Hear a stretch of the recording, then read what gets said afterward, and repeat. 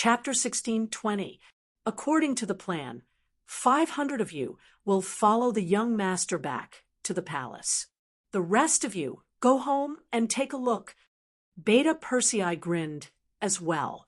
Following the plan that he had discussed with Qiu Vi, Dao Xiao Ba Dao Jiang, and the others on the ship, he chuckled. This was Qiqian City, Yang Xie's headquarters.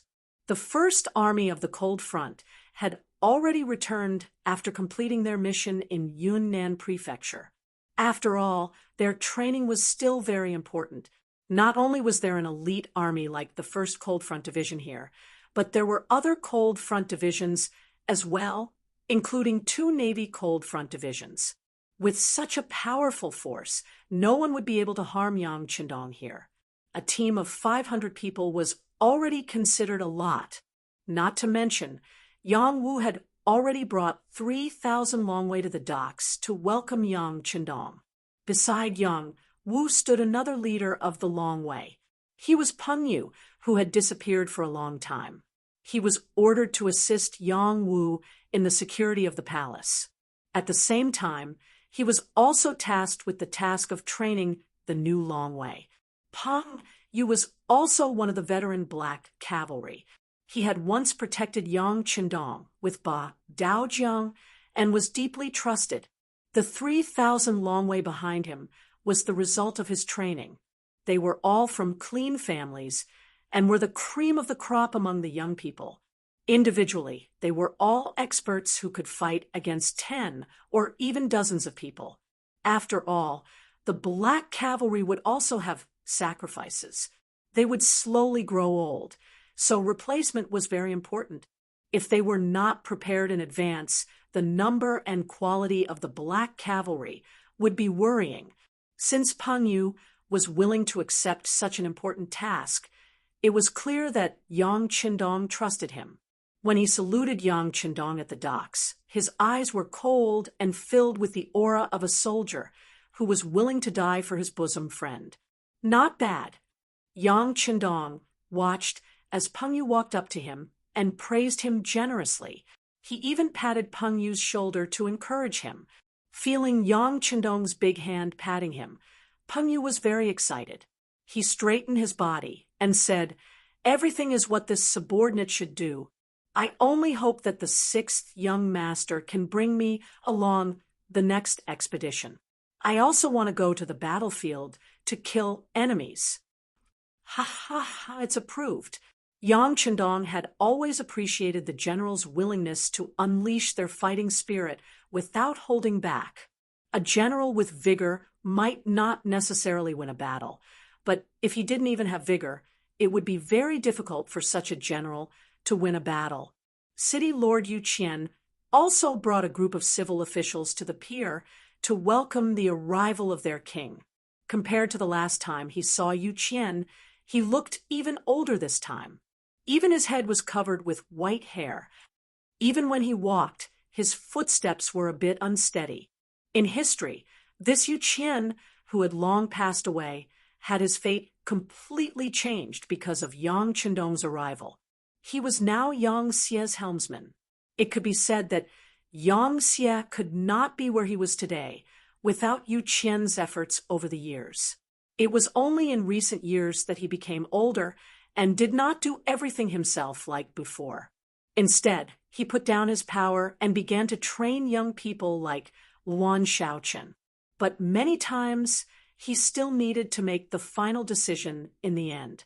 Yang Qindong had always been very respectful to this great hero. Without waiting for the other person to step forward, he took the initiative to walk over and extended his right arm. "Yu Qian, the wind is strong by the sea. You don't need to come over." "Ha, I'm welcoming our hero, our king." Yu Qian, who was usually reserved, cracked a rare smile and said with a chuckle, thinking back to when the two first met, Yu Qian was filled with hostility towards Yang Qindong. He had even tried to impeach Yang Qindong. Later on, he was tricked into coming to Crimson City. He was also very unwilling, thinking that Yang Qindong was a traitor of the great Ming dynasty. establishing his own faction would only weaken the strength of the great Ming dynasty, and he was courting his own destruction. But when he really began to understand Yang Qindong's thoughts and saw what he did, the old man slowly changed his view. Later, he began to wholeheartedly devote himself to it, truly thinking about the future of the Yang family. Now, he was completely moved by Yang Qindong's actions. He also deeply understood a principle. If the Han people wanted to become stronger, they could only do so under the leadership of Yang Qindong. Yu Qian was not a stubborn person. This could be seen from how he commanded the defense of the capital in history. The reason why many people said that he was too straightforward was because he was not greedy as an official. This made many people feel that he was out of place. Just like when he was managing the entire Yangxia, many of his actions proved that he was a flexible person. Some of his ideas and actions also proved that some people could achieve great things as long as they were given enough trust. Yu Qian was indeed a person worthy of being entrusted with great matters. Whether it was his ability or his personal integrity, there was nothing to nitpick about. Thus, when he saw that Yu Qian was old and old, Yang Qindong could not bear to see him like this. He took the initiative to greet the other party and said that there were many things that he would need Yu Qian to handle in the future.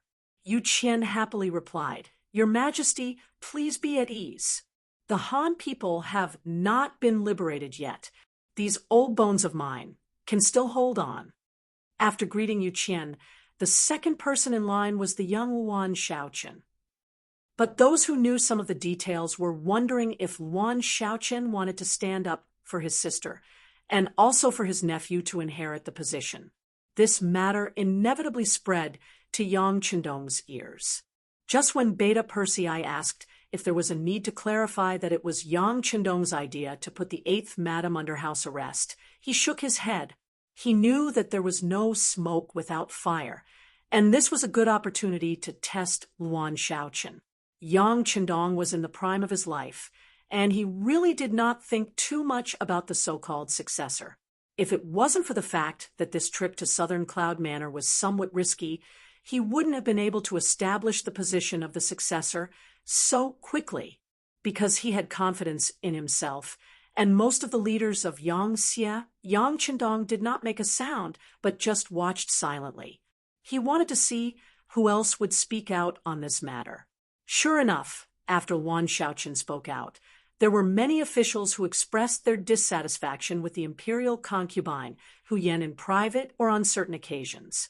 These people were all recorded one by the Long Way led by Pan Yu, and then investigated one by one. Because he knew that there was a traitor, Yang Qindong did not use any outsiders for this matter, and only arranged for Long Way to do it. Under such caution, there was really no news, but it also let more people jump out unknowingly. Yang Qindong's sentence just now that she still needed to work hard was an indirect reminder to Yuan Shaoqian that there were some things that she still did not do enough. Of course, if the Dragon Guards hadn't investigated and found out that Yuan Shaoqian didn't want to stand up for his sister or his nephew, Yang Chong, and was just expressing his opinion from the bottom of his heart, and those who followed him were mostly speaking with a matter-of-fact attitude. If they didn't have any connections, this time it wouldn't be a warning, but a direct arrest. Where there were people, there was Jianghu. There were conflicts in Jianghu. Yang Qindong had long known that this was unavoidable, especially when Yangxia's plate was so big and there were so many officials, and the benefits were so great that countless people would be jealous. For their own selfish interests, it was inevitable that they would do something excessive. Chapter 16:21. But as long as these people did not cross the red line, although Yang Qindong would punish them, he would not kill them. After all, he had to give people a chance to correct their mistakes, right? But if they really stepped on the red line, for example, they wanted to rely on their own strength to connect more people and shake the position of the air, then Yang Qindong would never let them off easily. Even if this person had great merits, it could not make up for such a mistake. Yuan Shaoqian did not cross the red line. Yang Chendong just reminded him. But even so, it made Luan Xiaoqin's face change greatly, and his heart woke up. In fact, after saying these words that day, he regretted it a little. Afterwards, he was reprimanded by his sister, Luan Xiaoyu. This was the first time his sister was angry with him in all these years. At that time, Luan Xiaoqin did not think that he had done anything wrong. After hearing his sister's analysis, he knew that his behavior could easily lead to misunderstandings, especially when some of the officials who had a good relationship with him also expressed their opinions afterwards. He knew that his influence was great and the consequences of his words and actions. Fortunately, Luan Xiaoyu was really a smart woman. In her words, she was already very satisfied that the Luan family could go from a poor family that could not even solve the problem of food and clothing to today. Big Brother, Luan Xiaoyu's private name for Yang Chendong, had already given too much to the Luan family. But Big Brother could give, but the Luan family could not accept. Otherwise, they would not know what was good for them. If they did not do well, they would lose everything they had now. Luan Xiaoyu also said that Hu Yan had already done very well as the legal wife and had never had the intention to bully her sisters. Moreover, Hu Yan was Big Brother's first woman and also the woman he valued the most. No matter what she did, whether it was right or wrong, only Big Brother could say it. No one else had such authority. It could be said that Luan Xiaoyu's love for Yang Chendong was absolutely from the bones. It was because of this that she was willing to use her life to defend Yang Chendong's dignity. If someone wanted to offend, even if it was her own brother, she would not be rude. Brother, now that I have Yang, I am already very satisfied. It is the best thing that Yang can grow up happily and healthily. Let's not casually add more burdens to him. Okay? That may not be what he wants. In the face of his lovely sister's request, what else could Luan Xiaoqin say?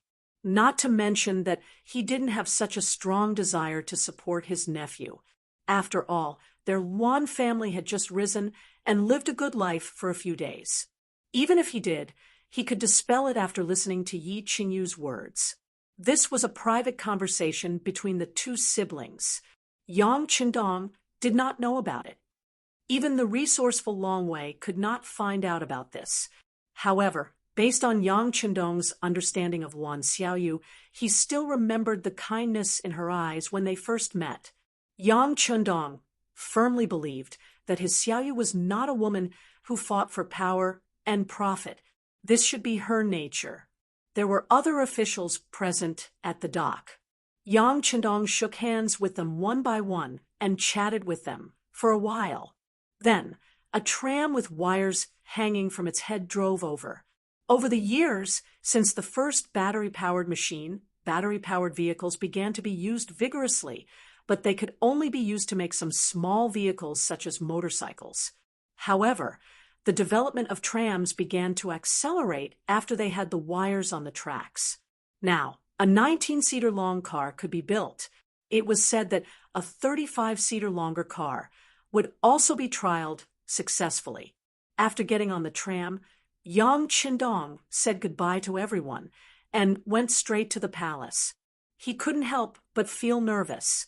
He still remembered that when he came back last time, his eldest son, Yang Bo, didn't dare to recognize him. From this point of view, he was somewhat unfit as a father.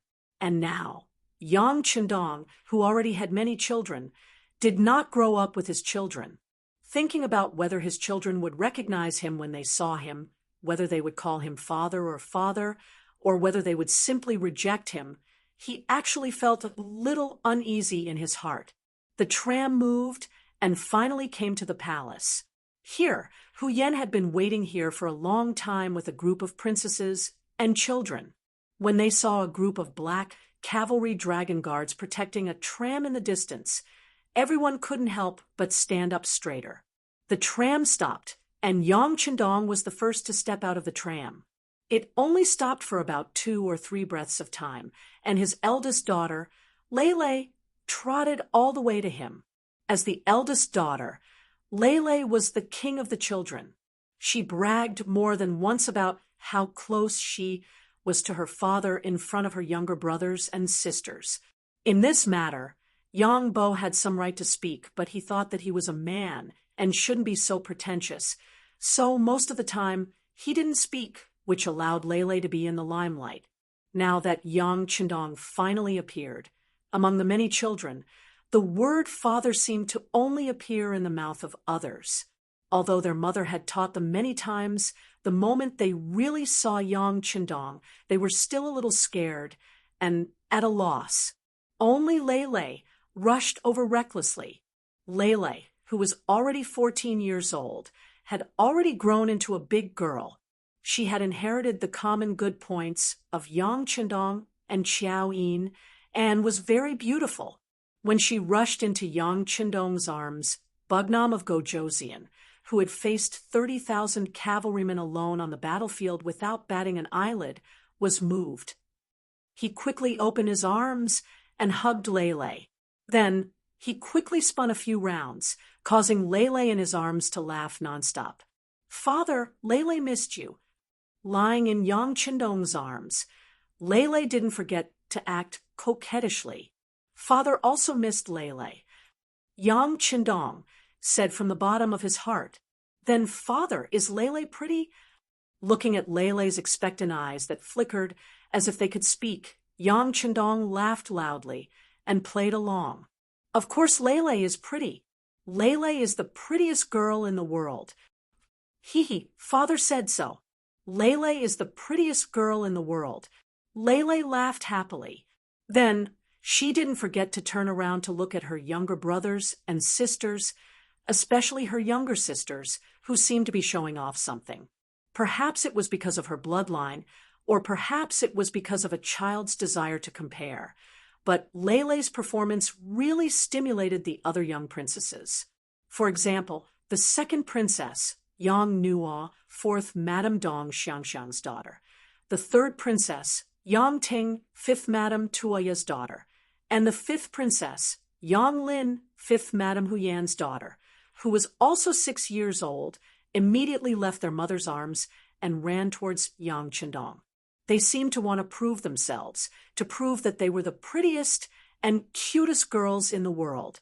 Seeing his 3 daughters running towards him, Yang Qindong quickly stopped spinning and put Lele down. But then Lele's voice rang in his ears. "Father, I'm amazing, right? Look at how my younger sisters want to get close to you so quickly. Lele is so smart." Yang Qindong laughed and sighed in his heart. A 14-year-old girl already knew how to manipulate people's hearts.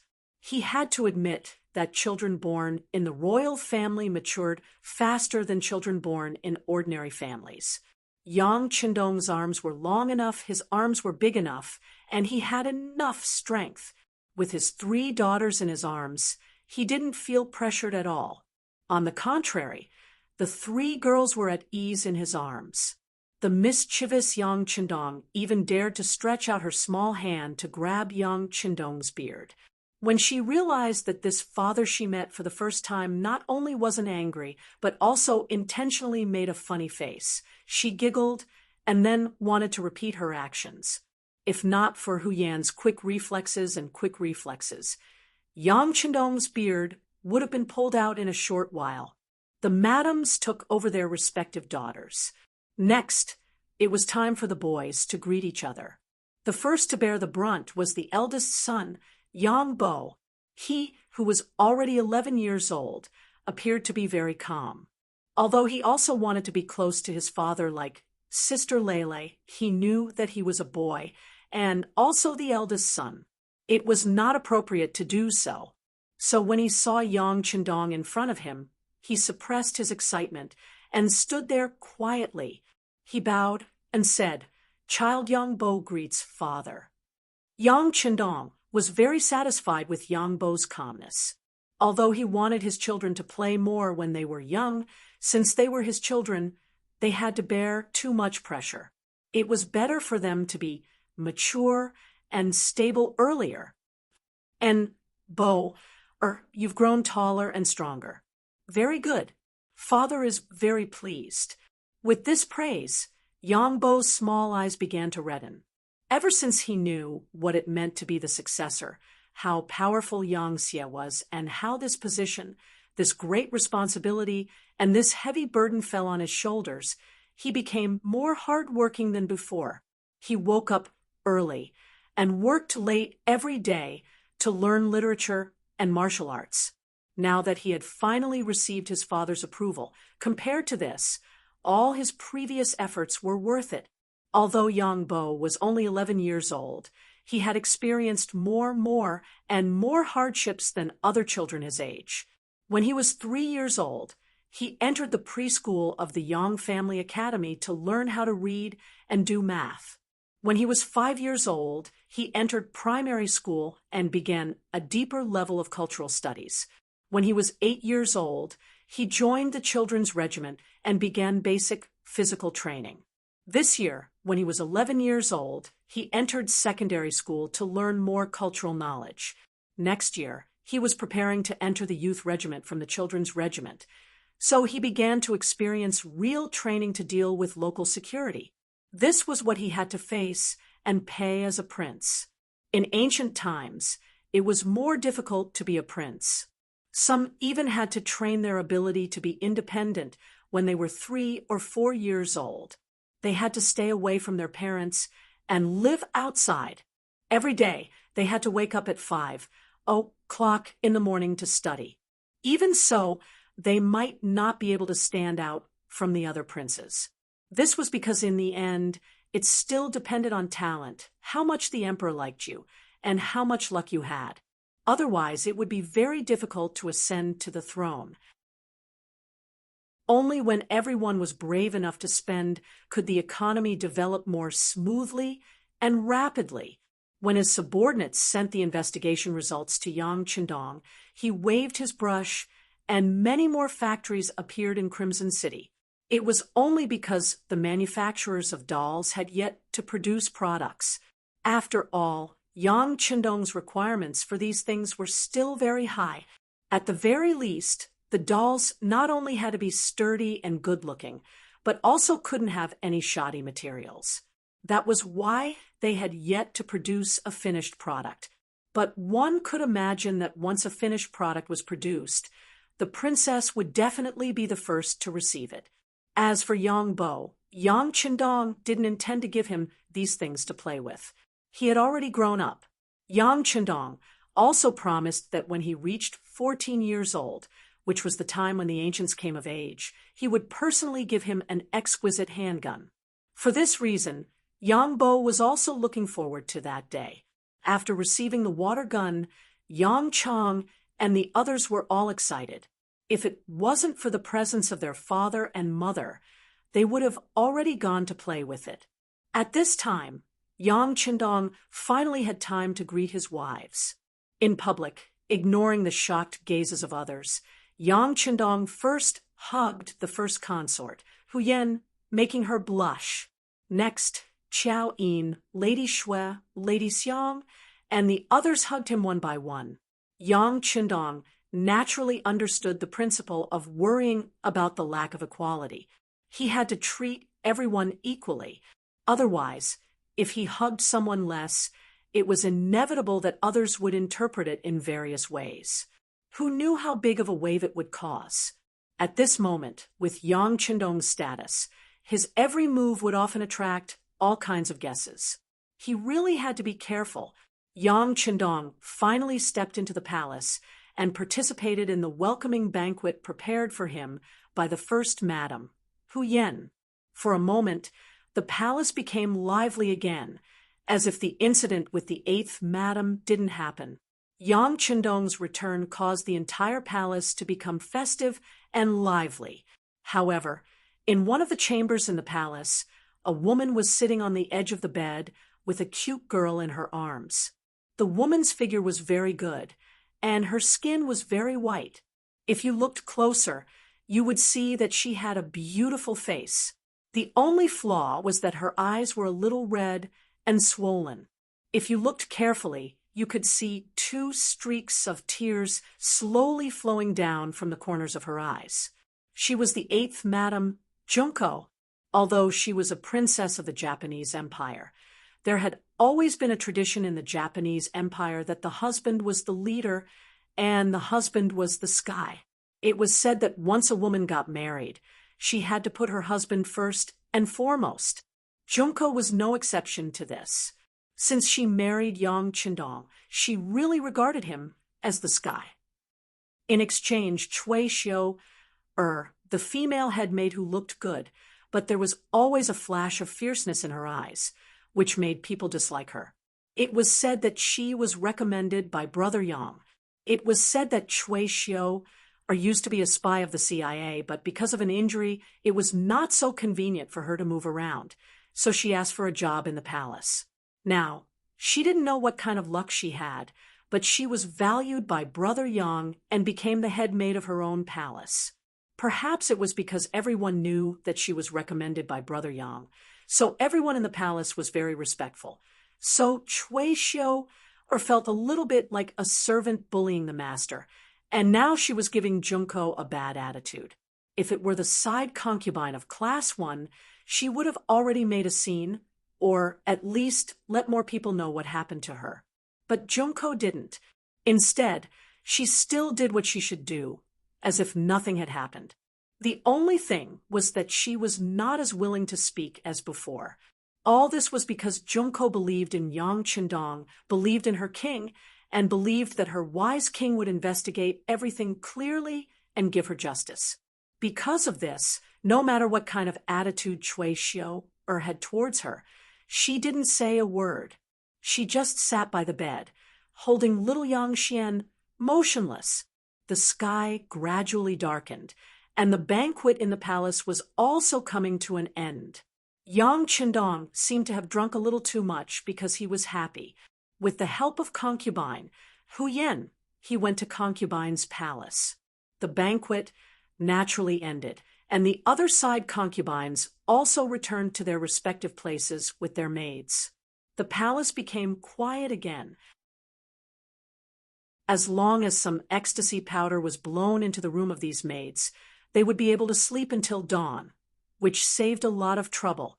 On the side of the bed, Yang Qindong was hugging Junko, and the two were sitting quietly after gradually adapting to the temperature of Yang Qindong's body. Junko knew that she had to say something. Otherwise, she was really worried that if she didn't say something, there would be no chance for her to say it.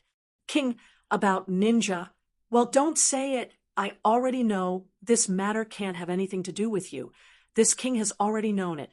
But now I still need your cooperation. I will leave before dawn, and then everything will be the same as yesterday. You also need to calm down for a while. Are you willing to cooperate with me? By the way, Tomiko and the others are living very well. They are now in a very safe place. You can rest assured. After this matter, they will come back and serve you again. The amount of information in these words was a bit too much. Junko didn't understand it for a while. But no matter what, she was still the princess of the royal family. After a while, she digested most of it. Although Junko didn't know what was going on, she knew that this was a trap, and she was the bait. Thinking that she could do something for Yang Qindong, no matter how big the training was, it was not a big deal. Junko immediately said, "King, please rest assured, Junko has no complaints and will cooperate well." Ha! Junko is the girl who has the best view of the overall situation. Well, it's already late. Can we rest? Yang Hodong first praised with a smile, then said with a hint of temptation in his voice. Yang Qindong knew that if he didn't do something, he wouldn't be able to completely eliminate the estrangement in Junko's heart. So he decided to sleep with Junko. Hearing this, Junko's eyes were full of affection, and her face was red. She wanted to say, "Didn't King just come out from the madam's place?" But thinking of Yang Qindong's strong body, she didn't say anything, but just nodded shyly. Ha ha ha! With laughter, Yang Qindong and Junko slowly fell down. Then the gauze was slowly put down. What a garden full of spring, 12,000 words are omitted here. in a courtyard with 4 entrances outside the palace. The sky slowly brightened. The servant Yang Wu put on his clothes and walked into the courtyard. After practicing a set of martial arts, Cui Xiu came out of the room. Her face was flushed, and it was obvious that she was full. She was holding a basin of warm water in front of Yang Wu. "Brother Wu, you must be sweating. Come, wash your face." Looking at the towel handed by Cui Xiu, Yang Wu smiled, then pinched her flushed face and took the towel and began to wipe his face. While Yang Wu was wiping his face, Cui Xiu asked casually, "Brother Wu, the 6th young master is back. Should I continue to work at the madam's place?" "Huh." Chapter 16:24. "Yes, I'll go back to the palace now." Cui Xiu quickly bowed and then stepped out of the small courtyard. After leaving the small courtyard, she suddenly looked back and said in her heart, "When you were sleeping with me, you were so anxious. Now that you're done, you want me to go back and serve others. Humph, Yang Wu, you're just like this. Just wait. Wait until my master is promoted. At that time, I will definitely trample you under my feet and see your face." With a trace of anger, Cui Xiu returned to the palace and went to the 8th madam's bedroom. Along the way, the maids who saw her hurriedly saluted, which made her involuntarily raise her head.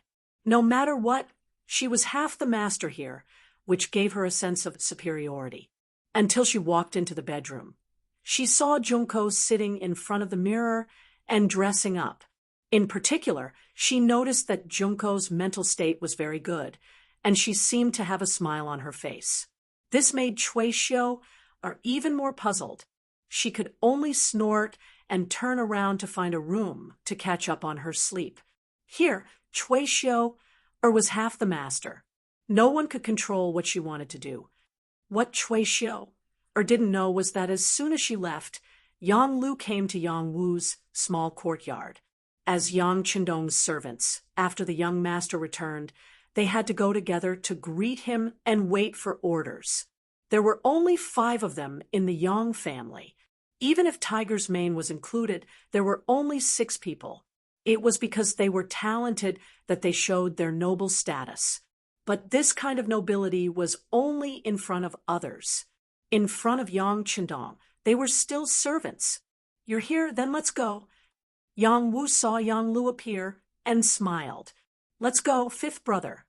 Yang Lu also smiled, but what he didn't notice was the forced and painful smile in Yang Wu's eyes. As the guard of Crimson City, Yang Wu naturally had his strengths to be chosen here. Although no one said anything, he had a bad feeling about this. Yang Qindong woke up early in the morning and had breakfast in Huyan's princess consort's palace. He even held little Yang Lin and fed her a few mouthfuls of food before leaving with a satisfied laugh. When he saw that Beta Persei, Yang Wu, and Yang Lu were already standing in the courtyard waiting for him, he waved his hand. "Let's go to the City Lord's mansion." The so-called City Lord's mansion had already become a 9-story building. However, the real office space was only on the bottom 8 floors. The 9th floor was reserved for Yang Qindong. This was what the ancients called the 9 and 5 Supremes. Not everyone could use the 9th floor. Outside the City Lord's mansion, Yu Qian, who had already received the news, was waiting here with Luan Shaoqin and the others. Each of them had a look of anticipation on their faces.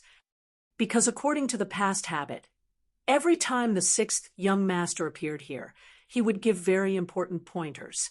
Often, after these pointers became reality, the strength of the entire Yang Xia would unknowingly rise to a new level. Everyone was waiting for Yang Qindong to appear and for his new instructions. This time, Yang Qindong did indeed have new instructions, and that was to establish a cabinet. Yang Xia was getting stronger and stronger, his territory was getting bigger and bigger, and there were more and more things to do. It was already insufficient to rely on the city lord's mansion to solve all the problems. So the cabinet came into being. They would help share some of the important things and make important decisions. Unlike the cabinet system of the great Ming dynasty, Yang Xie's cabinet had a total of 9 people. Usually, everyone was in charge of something. Once there was a problem that could not be solved, the 9 people would vote according to the principle of the minority obeying the majority to make the final decision. If there was an abstention vote, and the result was an equal vote, then Yang Qindong would make the decision. Most of the time, Yang Qindong would not interfere too much with the cabinet's affairs. In order to avoid a situation where the cabinet had too much control, the management of the military was not within the scope of internal discussion. The military was independent, and even the logistics were the same. This was the only way to ensure that even if the cabinet was controlled by someone else in the future, the military would still be in the hands of the royal family. This would ensure that the royal family could turn the situation around, and it would be as easy as flipping a hand. Yang Qindong sat in the large conference room of the city lord's mansion. When he announced this decision face to face, the officials below were silent. Many of them showed excitement in their eyes. In fact, this was understandable. When Yang Qindong was not there, the final decision of Yang Xie's affairs was in the hands of the city lord's mansion, which was equivalent to being in the hands of the city lord. Yu Qian was worthy of being the boss. However, because this person was wholeheartedly impartial and never showed favoritism, there were many things that people wanted to intervene in, but they could not have the right to speak. Now, the cabinet system was implemented, which was equivalent to decentralizing the power in Yu Qian's hands. So, they had more opportunities to intervene in government affairs. Of course, everyone was happy. Now, these people were thinking about who would be the first batch of people to enter the cabinet.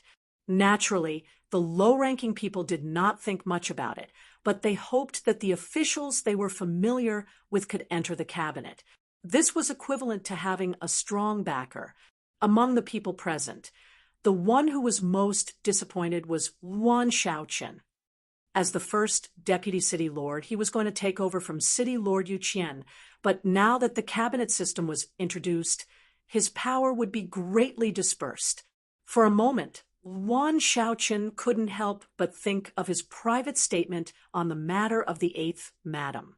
Was it because of this that it provoked the dissatisfaction of the 6th young master? So the cabinet system was introduced?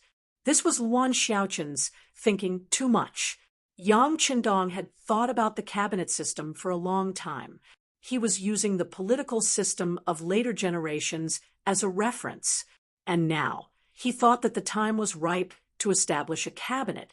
As for the previous system of the city lord's mansion, it was because Yu Qian was the city lord. Yang Qindong was very assured of this person's ability and integrity, but now it was different. Yu Qian was old and could not do everything by himself. Wan Xiaoli was too young and could be easily used by people with ulterior motives. Now was the time to introduce the cabinet system. Not only that, the appearance of the cabinet system was also a great advantage for the next conquest of the North and South Ming dynasty. It was because of this that today's meeting was held. Not to mention that Wan Shaoqian was a little disappointed. Yu Qian, on the other hand, was indifferent. Yu Qian was a person with a high evaluation in history. There was a natural reason for that. This was a person who truly cared about the people. In his opinion, as long as the people lived a prosperous life, it was the top priority. As for whether he would offend anyone in the process, it was not a problem that he needed to consider. Now, the emergence of the cabinet system represented a more mature sign of Yang Xie. How could he refuse? Not to mention that he also knew that he was old and could not stay in the position of the city lord's mansion for long, so naturally there was no sense of loss. Then again, no matter what the people below thought, this matter was decided by Yang Qindong, so it was useless for others to doubt it. This was not a democratic era, but a period of imperial power. As the king and founder of the Yang faction, as long as Yang Qindong decided on something, the others would have to obey his orders. Well, next, I will announce the first batch of people to join the cabinet. Seeing that the discussion below gradually became quiet, Yang Qindong reached out and took a piece of paper with a list of names recorded on it. In an instant, the meeting became quiet. At this moment, it was most appropriate to describe it as a pin-drop silence. In the quiet big conference room, only Yang Qindong's unusually calm voice sounded. Cabinet Leader Yu Qian. The first name was read out, but it did not cause any waves because everyone thought that this was a normal thing. Next, Yang Qindong paused and continued to read, Luan Xiaochun. With this, it was equivalent to giving the other officials of the Great Ming dynasty a lesson. Once the five-star army arrived at the city gates, they would know what to do. As for the last two, Luan Xiaochun and Long Tainan, one was his uncle, and the other was his brother-in-law. They were equivalent to family. When they were there, when the cabinet made decisions, it would definitely be based on Yang Qindong's will. At least, it would not be out of control. In particular, when Long Tainan entered the cabinet, it also proved that Yang Xie's focus was beginning to lean towards the side of local law and order. With the continuous creation of new areas, how to manage them became the most important thing. The above were Yang Qindong's considerations. All aspects could be considered to have been taken care of. After the meeting, except for the 5 members of the cabinet, everyone else left. After there were no outsiders, Yang Qindong first congratulated the 5 people one by one.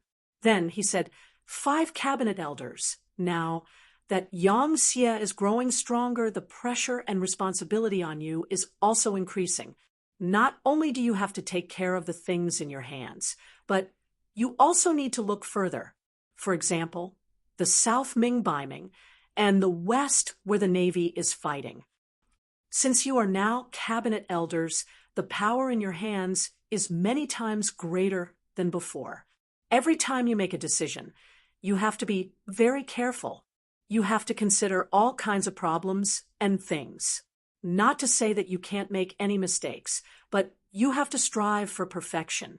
Yes, including Yu Qian. The 5 of them all respectfully replied, yes. Good.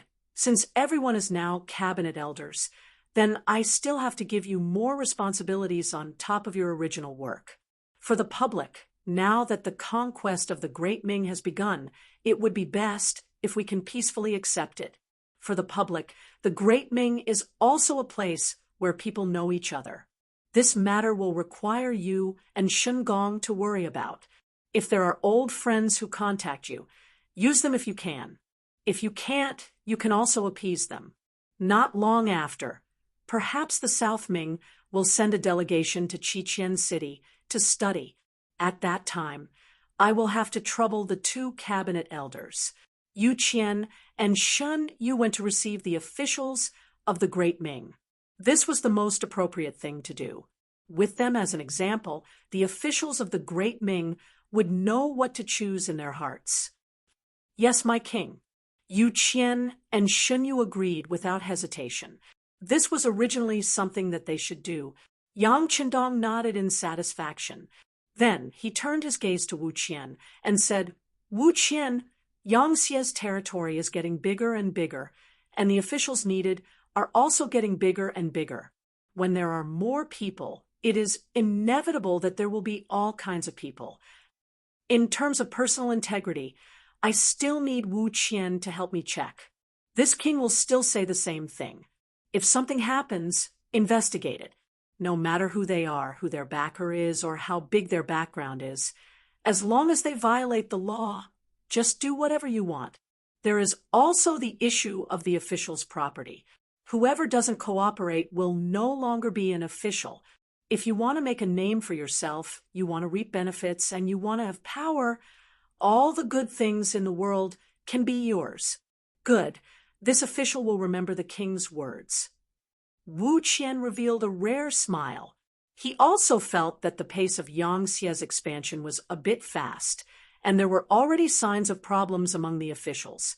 He was thinking about whether he should make a heavy hand to clean up the officials.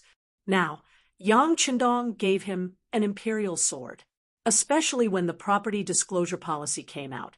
If someone's family had more money than their original income, it would be clear at a glance.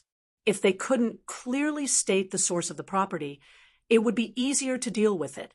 So, in addition to his identity as a cabinet elder, there shouldn't be any big problems when it comes to work. Cabinet Elder Long. The problem of public security is the fundamental problem of a country.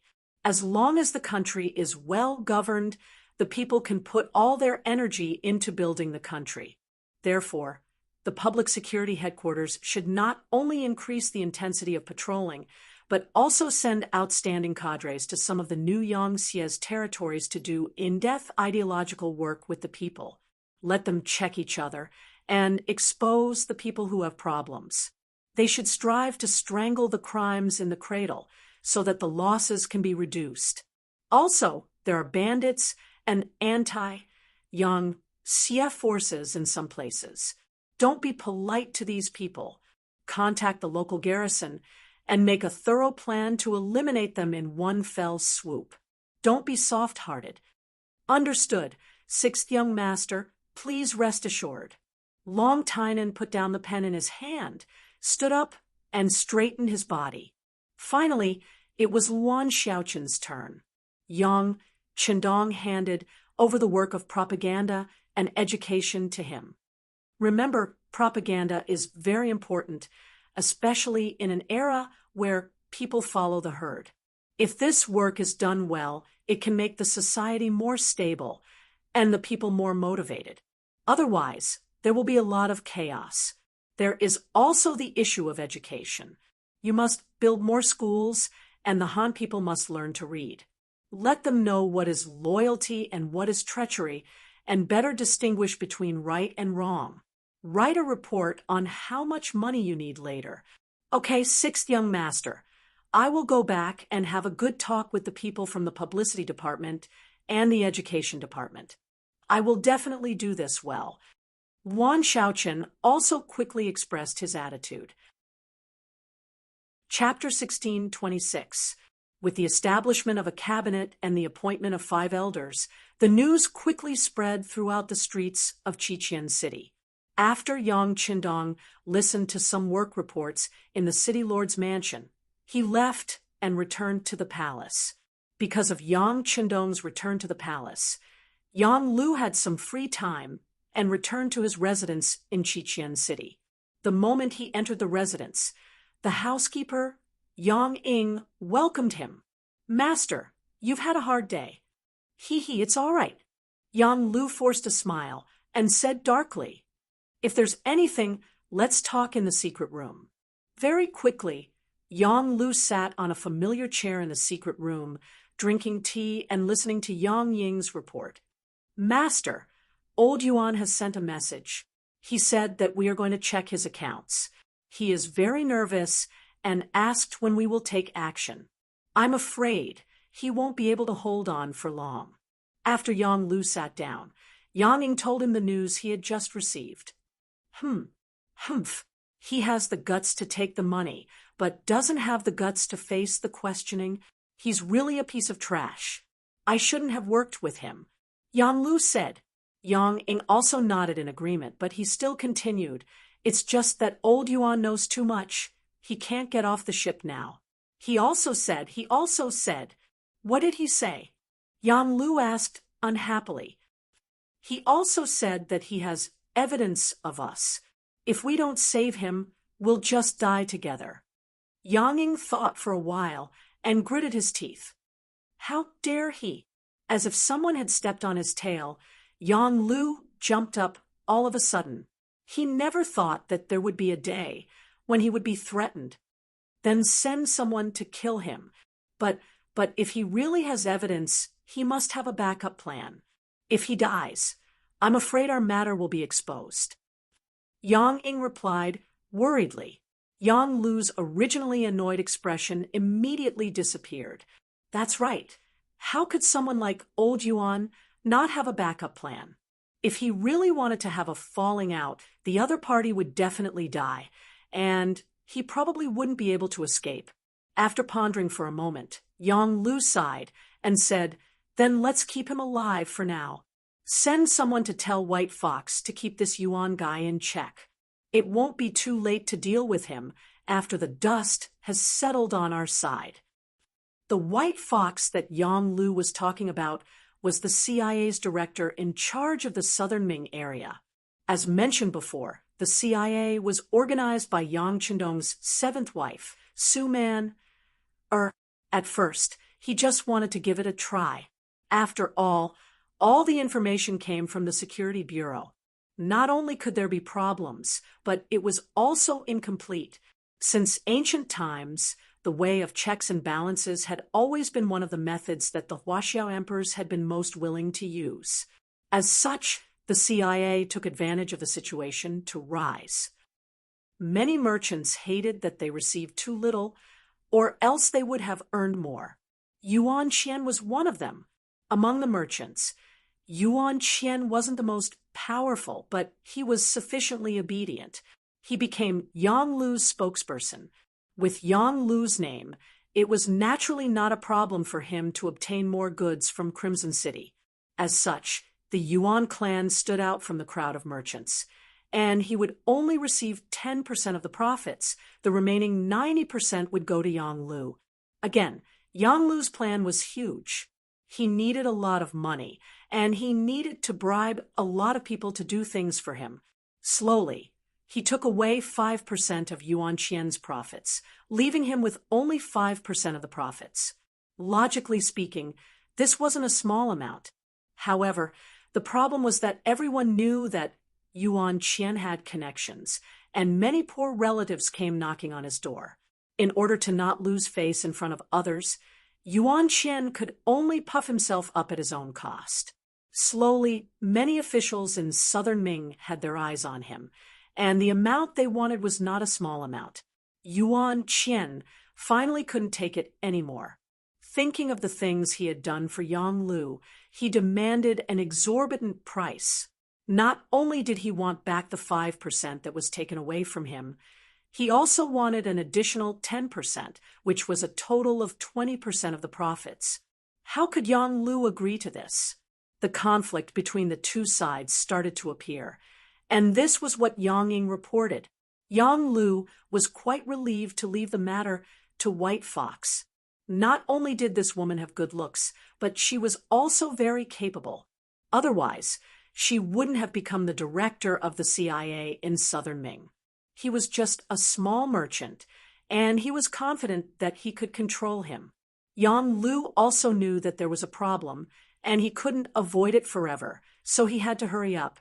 He couldn't help but look at Yang Ying and said, "Go to Fourth Master Yang Yang's place and tell him this."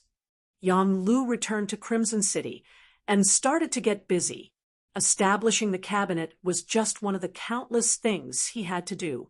Next, he went to the People's Hero Monument and brought the 5 cabinet members to pay their respects. This was also the first time the 5 cabinet members made a public appearance, and it was to tell everyone that the cabinet was important and had great power. Next, Yang Qindong started to patrol the factories one by one. In terms of professional ability, Yang Qindong naturally couldn't compare to professionals. However, he had foresight and knowledge that exceeded this world by a few hundred years. Therefore, he either didn't speak, or he could often add the finishing touch, making people feel enlightened. Crimson City was huge, and there were many factories. If Yang Qindong wanted to visit all the large factories and departments, it would take a few months. During this time, the negotiations between Yang Xie and Southern Ming finally came to a conclusion. Chapter 1627. For example, let's attack the Southern Ming Empire. We can definitely win, but how much will we have to pay? You have to know that in the eyes of many Han people, the great Ming Empire is still orthodox. Even if they are divided into the northern and southern Ming empires, it is still the same. If the people do not lose their minds, it is not wise to attack rashly. Furthermore, if we take over the southern Ming Empire by force, not to mention what kind of resistance we will encounter, the southern Ming Empire will not give up easily. Their destructive power is obvious. As such, if we want to recover and rebuild, we will need to invest a large amount of manpower and resources. As for these, we are not ready yet. This is also the reason why we are negotiating first. Yang Qindong answered Ma Dali's question seriously this time. This caused the other party to continuously nod his head, as if he had thought of something. Sixth young master, in other words, negotiations are only a method. In the end, we might use force. It is not a possibility, but we will definitely use force. Some people are like this. If you only show off your muscles, they will not be afraid, and will think that it is just for show. As long as you place a large blade on their neck and let them feel the coldness, they will truly be afraid and lower their heads. Thus, once the Yangxia has made all the preparations and has enough reasons to convince the world, they will make their move. Speaking to hear, Yang Qindong's eyes flashed with a complicated expression, but he quickly became firm again. As for the reasons needed, someone should be sending it to us soon. Ma Dali naturally did not understand the deeper meaning of Yang Qindong's words. As a qualified official, he had to know what he should know and what he should not inquire about. Otherwise, he would only bring trouble to himself. Yes, sixth young master, this official understands. That's right, before Minister Xie Chong left, he said that the Southern Ming Empire's observation team will soon arrive at Crimson City. Do you think this is a method to attack them? Of course. Yang Qindong nodded and gave an affirmative answer. This observation group will be led by your Ministry of Foreign Affairs. You must entertain them well. They are the best propaganda tool. When they return to the Southern Ming dynasty, they will definitely bring us many unexpected surprises. Yang Qindong grew up in the 80s and 90s, and there was a very popular saying that the moon in foreign countries was rounder than in China. Just because of this slogan, who knew how many capable and talented people racked their brains to go abroad? Even if it was to wash dishes or do small jobs there, they were unwilling to return to their motherland. This time, in the eyes of many people in the Southern Ming Empire, Crimson City was a foreign country. Zhu Qizhen credited the matter of the observation group to Xie Chong. In fact, it was Yang Qindong who suggested it. This was the emperor's power play. If it was Yang Qindong who invited everyone, they would only be grateful to Yang Qindong. But if Zhu Qizhen said that he fought for it, then everyone would be grateful to him. As soon as he said this, the officials below began to discuss. The officials in this era did not have many exciting lives. If they did, they would just gather together to watch singing and dancing and drink wine. As for climbing mountains and swimming, only those officials who were not successful could do that.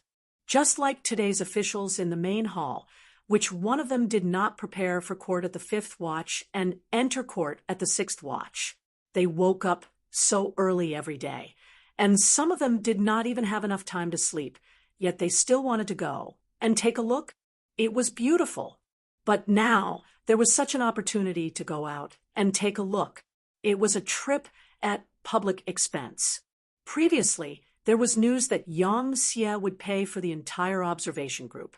This was naturally Yang Qindong's own initiative because he still hoped that these people would become his propagandists and promote Yang Xie's power. Naturally, when Zhu Qizhen said this, it was because he wanted Minister Xie Chong to fight for it.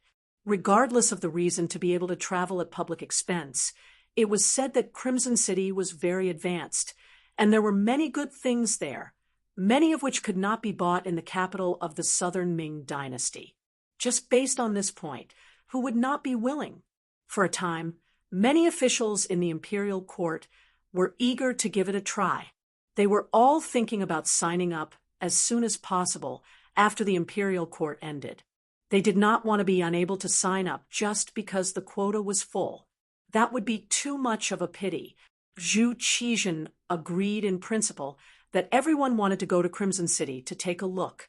Firstly, he wanted to let these people see how Crimson City developed and learn from it.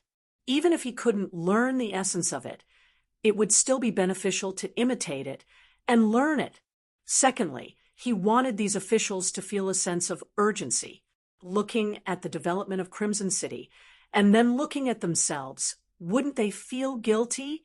Shouldn't I work hard after coming back? Not only that, Zhu Qizhen himself also wanted to go and take a look. Of course, it was only a thought. He did not have the courage. What if he went to Crimson City and was detained? He definitely did not have Yang Qindong's strength and courage to bring 500 black cavalry and rush into southern Cloud Manor, which had tens of thousands of soldiers from 3 provinces. After the court session ended, the officials who went to the Ministry of Rights to register quickly formed a long line. This made the host, Minister Xiechong, happy but also worried. He was happy because there were so many people going. This made him worry that no one would be interested in going and that the southern Ming dynasty would lose face. However, he was worried because there were too many officials. Would Yang Xie agree? Sir, what should we do? Zhou Ziang came to Xiechong's side and asked softly. Clearly, this lively scene was far beyond his expectations. Emma, how about this? Quickly go to Yang Xie's bank in the capital and see if you can contact Bugnam of Gojoseon through them. Inform them about our situation and ask them how many people they can allow in the observation group. Okay, this official will go now. Zhou Ziang did not dare to delay and ran out of the Ministry of Rights Yamen. Yang Xie's bank in the capital had existed for a long time. This bank had always been in charge of the southern Ming dynasty's grain transfers. As the left assistant minister of the Ministry of Rights, Zhou Ziang had been here a few times and quickly found this place. He met the manager in charge and explained the situation. The manager was straightforward. He knew that this was a serious matter and hurriedly used the bank's radio station to report to the Crimson City cabinet. Fortunately, he did not have enough authority. Otherwise, he would have directly reported to Bugnam of Gojoseon Palace. Originally, Zhou Ziang thought that it would take a long time to get the news. Unexpectedly, in less than an hour, the manager came out and gave Zhou Ziang 4 big words. There is no limit. When Yang Qindong knew that there were many officials in the southern Ming dynasty, he was overjoyed. Why would he limit the number of people? If all the southern Ming dynasty officials came to Crimson City, he could even force them to stay. This way, the southern Ming dynasty would become an empty shell. There would be no need to fight any wars. Of course, this was just a thought. Ingzong Zhu Qizhen would not be so naive. After knowing that there was no limit, Zhou Ziang happily turned and ran. When he returned to the Ministry of Rights Yamen and reported the matter to Minister Xiechong, he was overjoyed. This was because when Zhou Ziang was away, who knew how many people used their connections to find him and ask for a spot in the observation group. However, he did not know what Bugnam of Gojoseon's bottom line was. However, if he did not agree, he would easily offend people. How could he stand in the imperial court?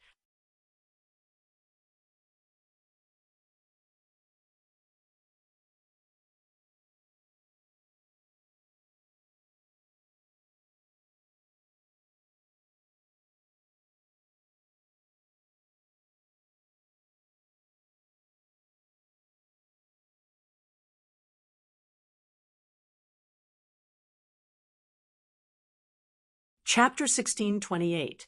Now, with just one sentence, there was no upper limit, and he could explain to all parties. He immediately said to Zhou Ziang and the officials of the Ministry of Rights, Everyone spread the news? Okay, the officials of the Ministry of Rights replied, happily.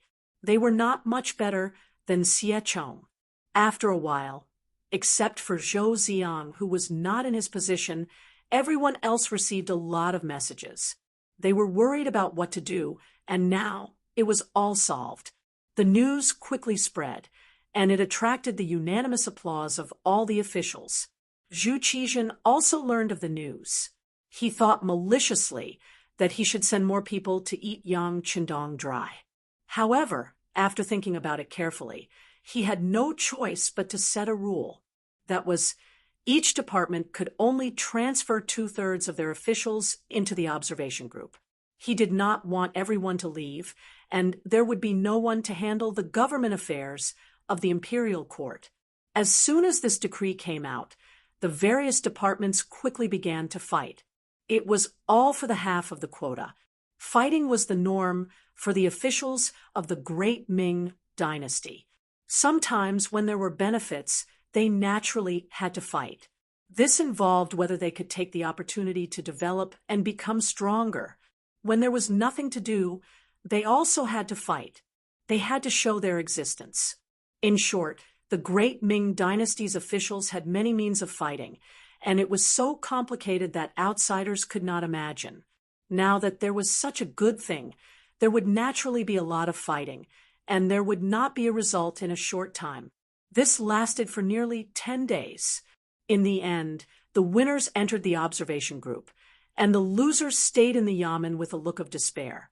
The Ministry of Rights quickly received the list of the officials of the observation group from each department. When the result was calculated, it really gave Xie Chong a shock. When he saw the final result, there were more than 3,600 officials. He stood in place as if he had crashed.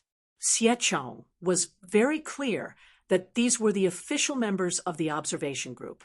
According to the result of his negotiation with Ma Dali, each official could bring 3 family members. The usual arrangement was 1 wife and 1 son and 1 daughter. In other words, on the list of 3,600 people, there were 4 times, and there were nearly 15,000 people.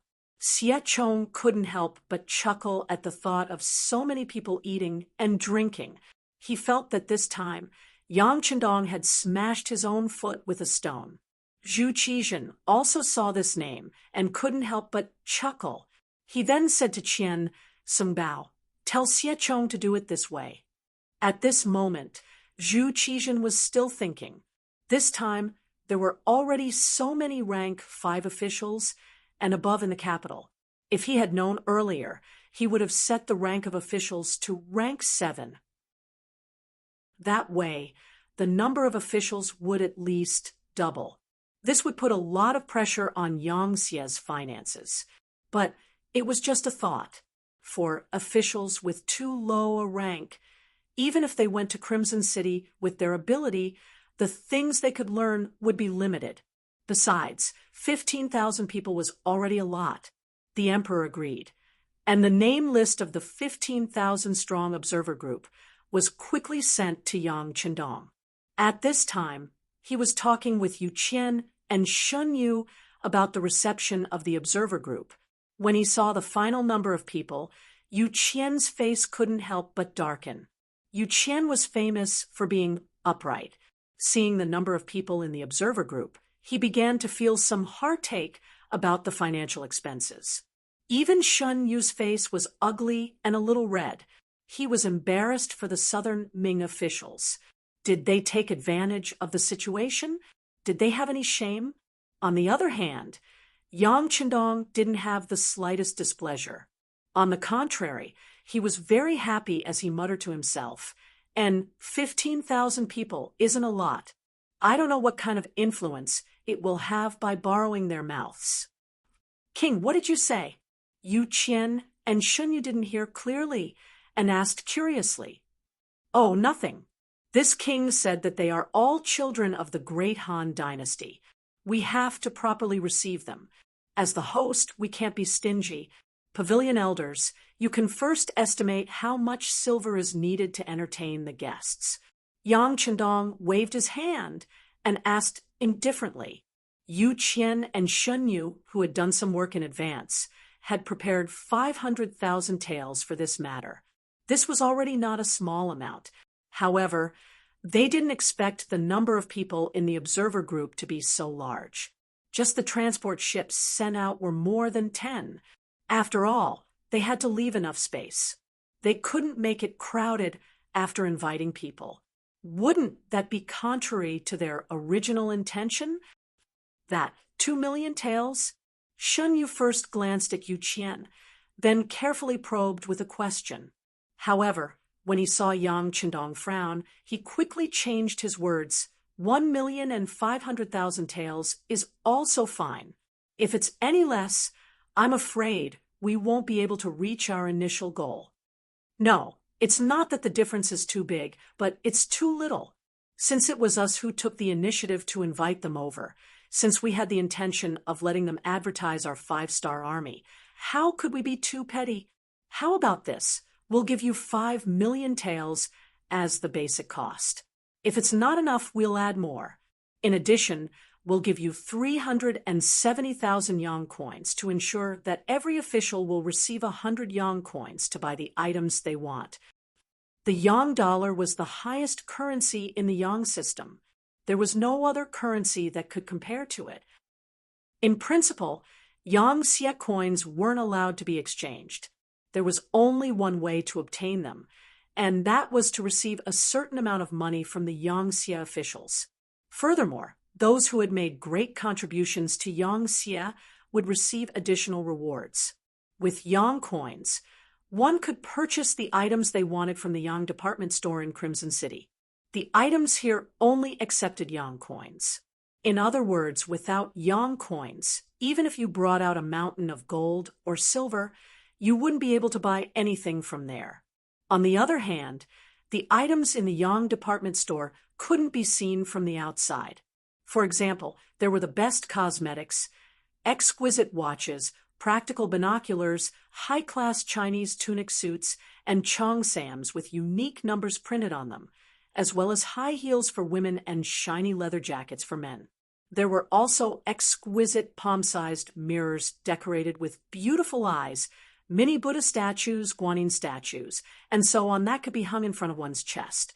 There were even more high-end items such as flashlights and sewing machines, bicycles, electric scooters, and so on. In short, they were items that didn't have high production capacity or were laborious to produce.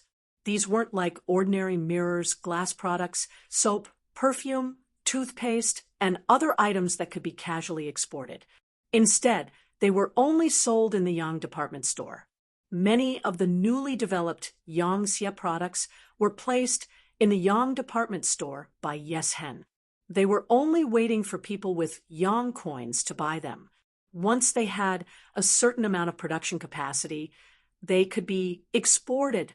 Such goods would naturally be taken off the shelves. Because of this, the exchange value of yang coins was very high in the market. Often, 100 taels could be exchanged for 1 yang coin. This was why there was a price, but no market. When Yu Qian and Shun Yu heard that Yang Chendong had taken out so many things at once, their eyes widened. They knew that Yang Chendong attached great importance to this matter, but they didn't expect it to be so important that he would take out 370,000 just for yang coins. Every southern Ming official received more than 100 yang coins. It had to be known that even the 2 elders only received 100 yang coins a month after their salary. As for the lower-level officials, they only received a few dozen yang coins. There were even some who received a dozen yang coins a month. This is a big deal. After a round of exclamations, even Yu Qian, who had always treated money like dirt, couldn't help but sigh. Very satisfied with the 2 elders' performance, Yang Chendong chuckled.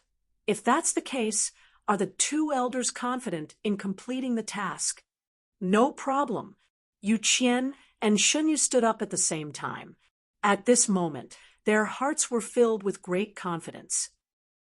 Yang Xie had made all kinds of preparations. Under the expectations of the southern Ming officials, 10 modified tourist boats arrived at the Suzhou port not far from Nanjing. Here, nearly 15,000 southern Ming officials were waiting. According to the agreement between the two sides, the Suzhou port was being built, but there was still some time before it could be used. To get on the boat, one needed to walk over a ladder, so everyone had to be careful when getting on the boat. They were afraid that they would accidentally step on air and hurt their feet. After everyone boarded the tourist boat, the interior space was spacious and the view was excellent. In particular, one of the guest rooms was equipped with a large Simmons soft mattress, which made it extremely comfortable for people to lie on. At this moment, Wang Jiqing's butt sank into the mattress as he clicked his tongue in wonder. Before this, Wang Jiqing had already seen the world. As the eldest grandson of the Minister of Revenue, Wang Zhua, what kind of good things had he not seen since he was young? Even though he had been to the imperial palace a few times with his grandfather when he lay on the mattress, he still felt like Granny Lu, who had just entered the palace for the first time. Everyone says that Yang Xie is very rich, and that the progress of society is more civilized and advanced. Could it be that this isn't just a legend? Wang Jiqing said as he lightly stroked the mattress. Bang! The door suddenly opened from the outside. Then, a girl around the same age as Wang Jiqing, around 14 or 15 years old, rushed in. As soon as she entered the room, she yelled, "Brother, did you go into the bathroom? What are you doing? Don't you know that you have to knock before entering someone's room? You're already so old, yet you're still so rude." Although he was scolding her, his words were not harsh. It showed his tolerance and generosity towards the girl in front of him. The girl's name was Wang Shang. She was the granddaughter of Minister Wang Zhua and Wang Jiqing's sister. Perhaps because they were siblings and they were too familiar with each other, Wang Shang did not take her brother's words seriously. Instead, she continued to chatter. "Brother, did you see the bathroom?" "Ah, what bathroom? What is that? Is it a person's name?" Wang Jiqing's face was filled with confusion. Chapter 16:29. Humph, I knew you hadn't seen it before. Wang Shang snorted. She knew her brother very well. He was very smart and had a lot of ideas, but there was one thing about him. He was too meticulous in doing things. He had a slow personality. She thought that her brother must not have had time to go to the washroom, so she purposely came to show off. "Brother, come here.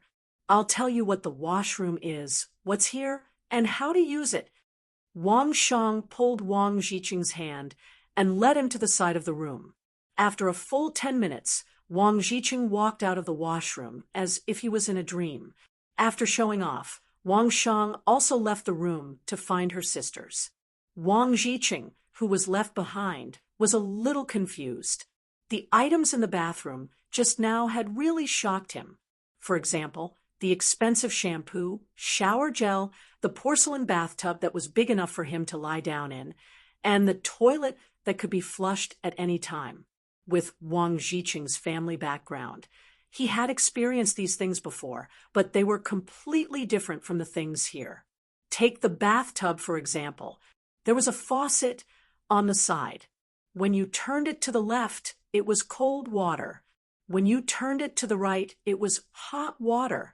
It was really very convenient. It was far different from his own home, where he had to boil water in advance to take a bath. When the water turned cold, he had to ask the servants to refill it. It was just a ship that was welcoming them, but the room was already so luxurious. Wang Jiqing couldn't help but wonder what it would be like when they arrived at Yang Xie's capital, Qiqian City. In fact, Wang Jiqing wasn't the only one with such thoughts. Many people in the same industry had such thoughts. They were looking forward to the rest of the journey. It would take a few more days to get from Suzhou to Qiqian City. There were still things happening in Qiqian City. For example, a guest was welcomed in the palace. It wasn't exactly a guest. It should be said that it was a member of the family. He was Yang Qindong's fourth brother, Yang Yang. Among the brothers, Yang Yang was the most useless existence in Baiming. When his brothers had things to do, he became a good-for-nothing. He went to restaurants every day to walk birds, giving people the impression that he had nothing to do. In the end, Yang Yang was just born at the wrong time. He still had some ability and insight. This could be seen from the fact that he had condescended to create sixth brother early on. Sure enough, after deciding to follow Yang Qindong, Yang Yang's life changed. She held great power and became Yang Xie's spokesperson in the Southern Ming dynasty. Not only did she receive the respect of countless people, she could get whatever she wanted with just a stretch of her hand. She truly lived the life of a deity. If he hadn't been assassinated by a ninja, he would still be in the Southern Ming Empire and wouldn't be willing to return to Kaisen City. This was not to say that Yang Yang did not like Qiqian City.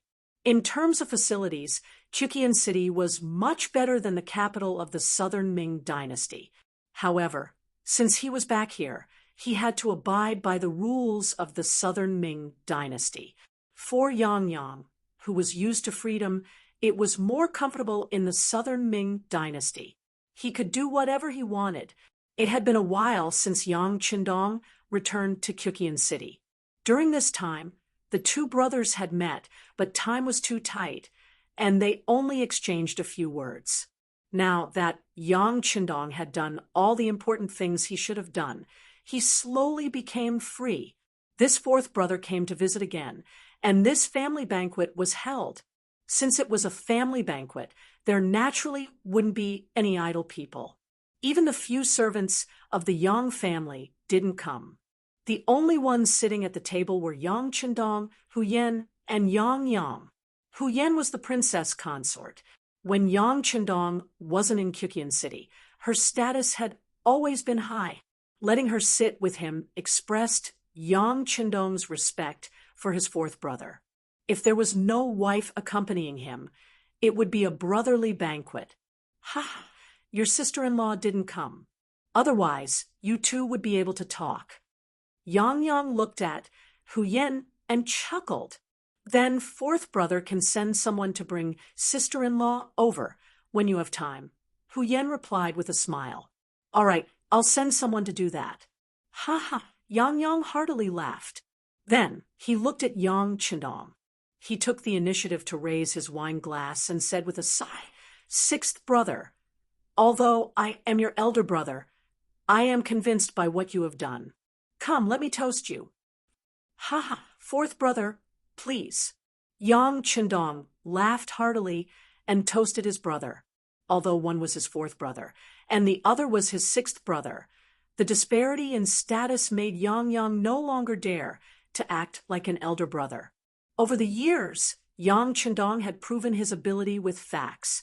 Not only did Yang Yang feel pressured when he saw Yang Qindong, he even felt restrained sometimes.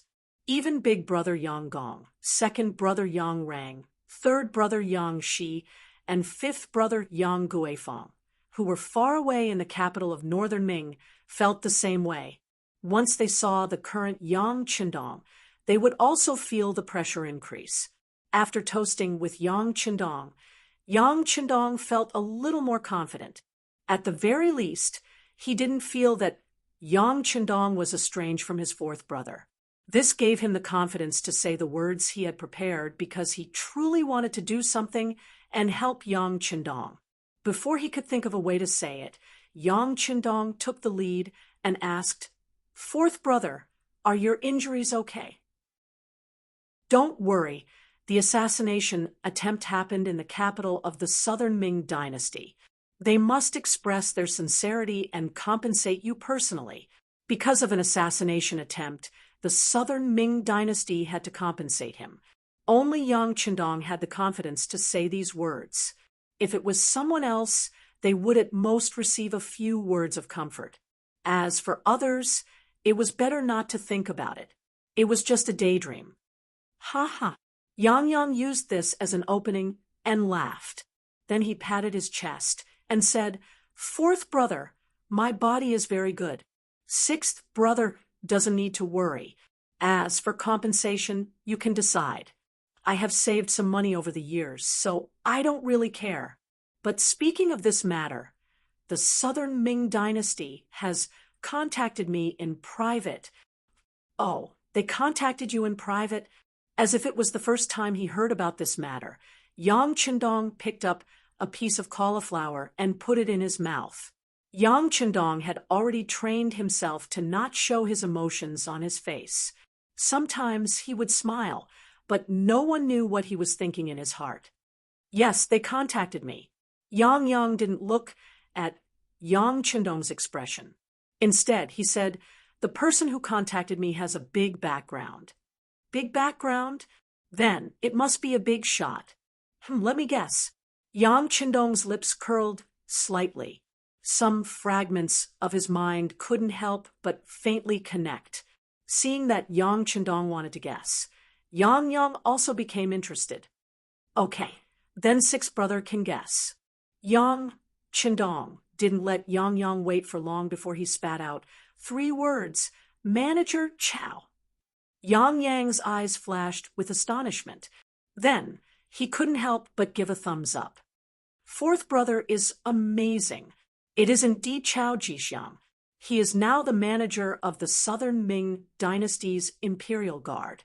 Following that, Yang Yang spilled everything he knew, as well as what Chao Jixiang's men had told him. As for this Chao Jixiang, although he has a high position and power in the Southern Ming dynasty that is only on the surface, right now he is not too favored by the Ying sect. Moreover, there is an additional Qian Sungbao above him. This person has gotten together with another head eunuch, Kai Zhong, and is constantly squeezing his living space. As a result, Chao Jixiang is currently in a difficult situation. Thus, he used the assassination to contact me. On the surface, it seems like he is apologizing, but in reality, he is intending to rely on me and change his allegiance. Fourth brother, I can feel it. Originally, I did not want to pay attention to them, but now I feel that it is an opportunity. I think that this is a trap. Yang Qindong really wanted to say this, but he didn't. Because he needed people to enter his trap, he could only pretend that he didn't know anything. However, no one knew better than him what kind of person Chao Jixiang was in history and how much trust he had received from the Ying sect's Zhu Qizhen. Speaking of Zhu Qizhen, he trusted the people around him, especially the eunuchs, who seemed to have no bottom line. In history, even though he was tricked by Wang Zhen and lost the Tumu Castle after the Ying sect's restoration, he issued an edict to clear Wang Zhen's name and used incense wood to summon spirits. In the capital, he built a Jingzhong shrine in the northern courtyard of the Wisdom Temple to worship spirits. Chao Jixiang had once been under Wang Zhen's tutelage. In the eyes of the Ying sect, he was one of Wang Zhen's substitutes. In history, he had plotted with General Shi Heng and Cabinet Grand Secretary Su Yozhen to lead troops to welcome the Ying sect's restoration. His contributions were even greater, and he was rewarded with large amounts of land and land. He also assisted in the military affairs of the capital. Chao Jixiang's nephews, Chao Xian and Chao Duo, were appointed as hereditary commanders of the Genie Guards and were gradually promoted to become military governors. The number of people under Chao Jixiang's command who were able to become officials numbered in the hundreds and thousands. There were many officials in the court who relied on Chao Jixiang in hopes of being promoted. Chao Jixiang had a lot of power at that time, and together with Shi Heng, they were called Chao Shi. It wasn't impossible for such a person to betray the Ying sect. However, if he betrayed Zhu Qizhen and fled to the Yangtze, he was not trustworthy at all. looking at the Bugnam of Gojosian Palace. Apart from the guards in charge of security, there were no other men. There were no eunuchs at all. It had to be said that Yang Qindong did not have a good impression of eunuchs. This was because in history, many bad things happened because of them.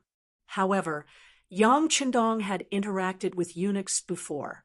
For example, the head eunuch Mao Mu, who was serving the empress in the southern Ming palace, was one of Yang Qindong's men.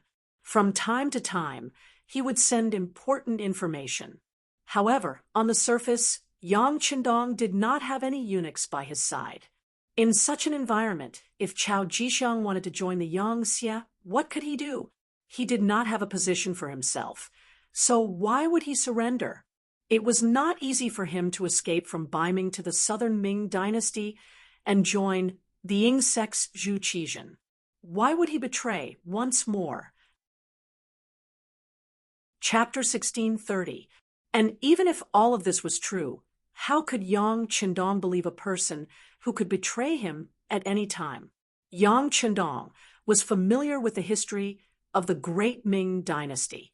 Even though Yang Qindong didn't seem to care much about the Great Ming dynasty, and Chao Jixiang was also a guard of the Imperial Secret Service, he was very mysterious and came and went without a trace. However, Yang Qindong also knew this person very well. It was because of this understanding that he was very sure that this person would never betray the southern Ming dynasty's emperor, Zhu Qizhen, nor would he surrender like Yang said. All of this was just a trap. With a plan in mind, Yang Qindong pretended that he didn't know anything and said to Yang, "Fourth brother, this is a good thing. Since that's the case, you can continue to contact him. If you need help, whether it's the Security Bureau or the CIA, we will do our best to help." This was exactly what Yang wanted to hear. He also wanted to make some achievements. He immediately said happily, "It just so happens that there are people sent by Chao Jixiang in the observation group. When the time comes, I will have a good chat with him." Seeing Yang Qindong's excited expression, Yang Qindong couldn't bear to dampen his enthusiasm. He also wanted to see what kind of trap the other party had set. He didn't believe that Yang Qindong would betray him. With the other party's ability, even if something happened to him, it was impossible for him to rise to the position of Yang Xie. In other words, there would only be disadvantages and no benefits. Thus, Yang Qindong also wanted to see who else was involved in this matter. Of course, even if this matter didn't happen, Yang Qindong already had a rough understanding in his heart. He only needed to wait for the other party to set up the trap. At that time, he would let the person who set up the trap know what it meant to seek death. Yang Qindong was holding a family banquet in the palace. Because Yang Wu was in charge of the palace's affairs, he had been accompanying him. In a small courtyard outside the palace, Cui Xiu left the palace with the excuse of not feeling well. She came to see Yang Lu, who had been waiting for a long time. "How was it? No one noticed you when you came out, right?" After seeing Cui Xiu appear, Yang Lu sat on a chair and asked with an unpleasant expression. Over the years, Yang Lu had hardly exercised his body. Moreover, he had indulged in eating, drinking, whoring, and gambling.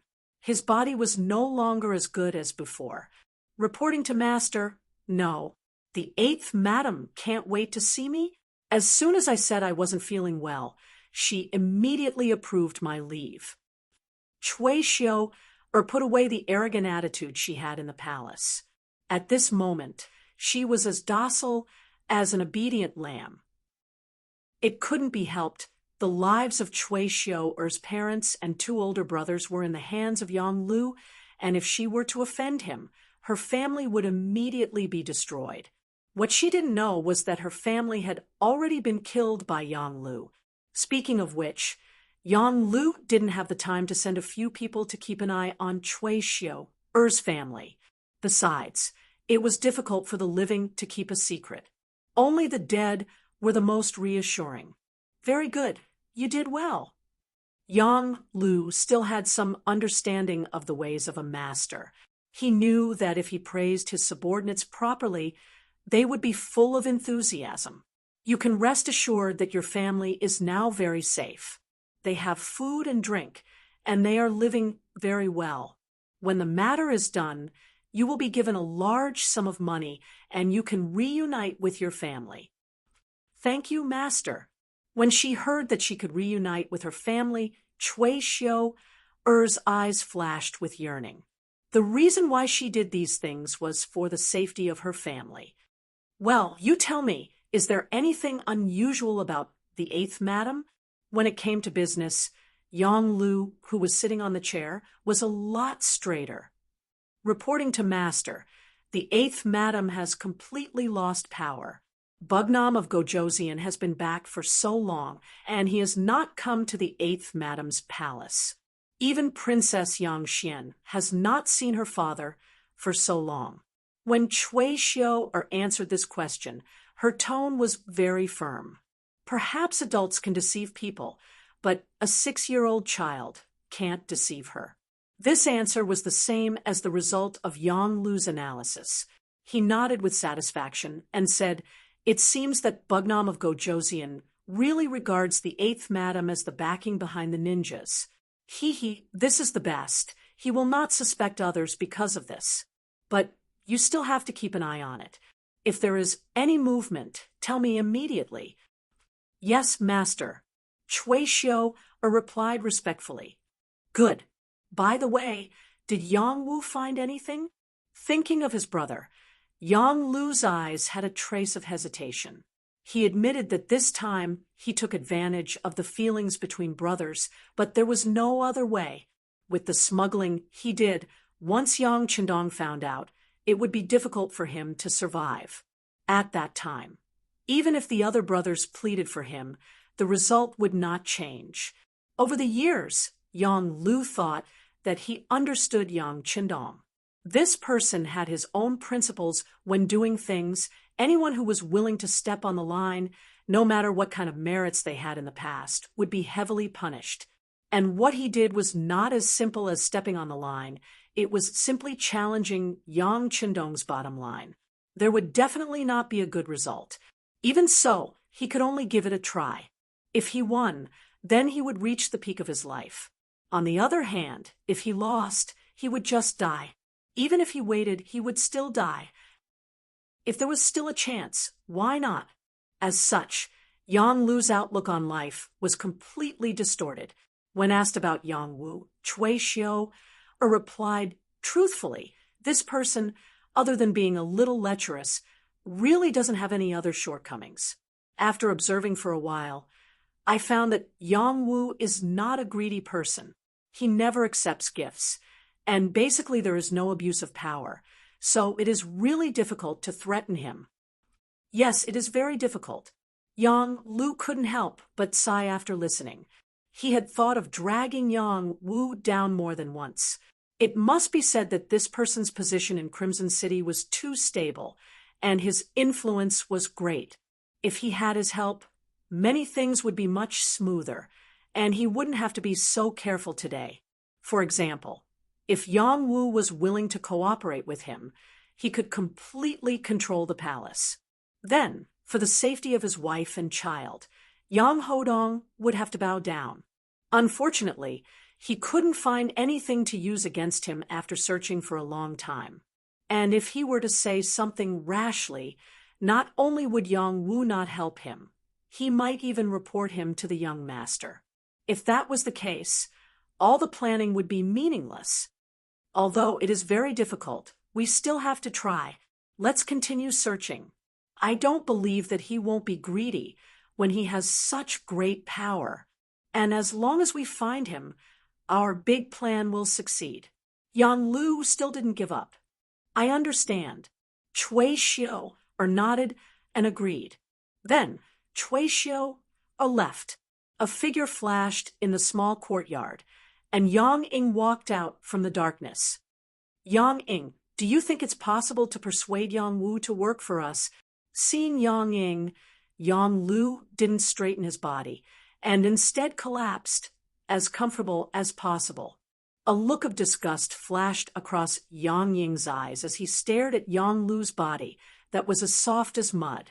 Even Yang Lu didn't know that his real identity was a secret agent of the Southern Ming Brocade Guard and was directly under the command of the factory guard, Chao Jixiang, in the entire Southern Ming Empire's embroidered uniform guard. Only Chao Jixiang knew his identity. This was the greatest way to prevent his identity from being exposed. Facts also proved that all these years, ever since he sided with Yang Lu and became the most trusted butler step by step, no one doubted his identity. And Yang Lu could be where he was today. It was all because of his help. A young man with ambition had turned into a gluttonous, lazy, and greedy person who was afraid of death. Many times, Yang Ying looked down on Yang Lu. This was because if the two of them were in different positions, he would never betray his master. This was one of the 5 servants of Bugnam of Gojoseon, and his identity was extremely noble. As long as he didn't court death, he would definitely live a life of glory. However, he didn't have the ability, and yet he still wanted to achieve great things. Why didn't he take a piss and look at himself in the mirror? For someone like Yang Lu, even if he was a small 7th-ranked county official, he wouldn't be able to manage a county well. Yet he still wanted to be like Yang Chendong, a prince of the great Ming dynasty. He really didn't know the immensity of heaven and earth. Although he looked down on him in his heart before the mission was completed, he was still very respectful on the surface. He lowered his head and said, "Master, it's too difficult to persuade Yang Wu, and the risk is too great. It's better to abandon this idea for now. The Southern Ming Dynasty's observation group is about to arrive, and there's also a secret agent from the Southern Ming Brocade Guard following them. He will come in contact with Yang Yang, so we should do a good job in writing this article. Yes, we still have to use Yang Yang first. Speaking of which, this person is an idiot. He doesn't even know that he's being used. Ha ha." Speaking of Yang Yang, Yang Lu laughed loudly. However, how could he know that in Yang Ying's eyes, he was also an idiot? After the Southern Ming Dynasty's observation group was bumpy on the sea for a few days, they finally appeared outside the new pier of Crimson City. Because of Yang Chendong's importance, in order to welcome them, Yu Qian and Shun Yu did a lot of work. When they knew that the observation group was about to arrive at the new pier, 2 old officials and a group of young Xie officials stood outside the pier to welcome them. On the new pier, there were many street lamps, and the cement steps were painted with a layer of gold paint. It looked very magnificent. In front of the pier, a military band was wearing brand new military uniforms and standing in formation playing the song Our Great Han, adapted from our great Ming dynasty. Under the passionate rhythm, there was a group of youths wearing white and blue school uniforms standing at the side with flower garlands in their hands. They were all primary school students from the Yang Family Academy, and they were here to present flowers to the observation group. Chapter 16:31. Apart from the military band and children, there were also a group of policemen in police uniforms. They were here to maintain law and order. After all, there were close to 15,000 members of the South Ming Observer Group, and their safety had to be guaranteed. Because of this, one of the elders, Chief Police Long Tainan, had also come. 3 of the 5 elders had come, which was enough to show how much importance Yang Xie placed on the South Ming Observer Group. Apart from the policemen, there were some officials from the Ministry of Foreign Affairs, as well as some commoners who had come to watch. It was not entirely accurate to say that they were commoners. Most of them were representatives chosen by their respective units to welcome the guests. They were all dressed in neat and tidy clothes, and their figures were tall and straight. The men were mostly handsome, and the women were mostly beautiful. Every single one of them was full of energy, displaying the demeanor of the Han people of Crimson City. Apart from these Han people, there was also a welcoming group of 500 people. Among them, there were white-skinned, black-skinned, yellow-haired, red-haired, and blue-eyed people. They were all people who had been conquered by Yang Xie, and they were the ones who had performed well. Placing them here was a testament to the strength of the Yang faction and the nobility of the Han people.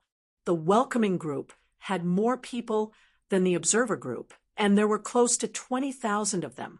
But even so, the plaza in front of Crimson City's new pier still didn't seem crowded. Just last year, the docks had undergone another expansion, not to mention that there were only 30 to 40,000 people. Even if there were 100,000 people here, it would not be a problem. Everything on the pier had been seen clearly by the observer group. Seeing this scene, as a member of the observer group, they were naturally filled with pride. After all, no matter who went to a foreign place, they would want to be welcomed and not rolled their eyes. However, there were some people, mainly the South Ming officials, who maintained a smile on their faces, but their hearts were beating like drums. Why were the people welcoming them so energetic? Could these people really be ordinary people and not the nobles and gentry in the city? Thinking about the state of the South Ming people, they were not starving, although they wouldn't starve to death. Most of them were emaciated and their eyes were lifeless. They were like walking corpses. How could they be as energetic as the people who greeted them? Could it be a disguise? At this moment, there were clearly many people who had such thoughts. The officials all decided to wait until they entered Crimson City to take a good look. Whether it was real or fake, they would be able to tell. The ship finally reached the shore, and the people who walked out from the first ship were the Southern Ming Empire's Minister of Personnel, Chun Sun, and the Minister of Revenue, Wang Zhua. The fact that they were able to join the observer group was their own idea, as well as the idea of the Southern Ming Emperor, Zhu Qizhen. One of them was in charge of the officials, while the other was in charge of the country's finances. This time, they came with the attitude of learning. He wanted to see how Yang Xie managed to accumulate so much money and food, and how he used his men. Speaking of which, both Yu Qian and Shen Yu knew these too, especially since Yu Qian's position in the past was basically the same as theirs. When this old friend met, he naturally went up to greet him with a smile. Seeing Yu Qian and Shen Yu walk over, whether it was Chun Sun or Wang Zhua, their expressions were somewhat unnatural. In the past, they all belonged to the great Ming dynasty, but now they all had their own masters. More importantly, Yu Qian and Shen Yu were clearly doing better. When they were on the ship, Yang Xie's people told them about the general situation in Crimson City, and they mentioned the words of the fifth cabinet elder.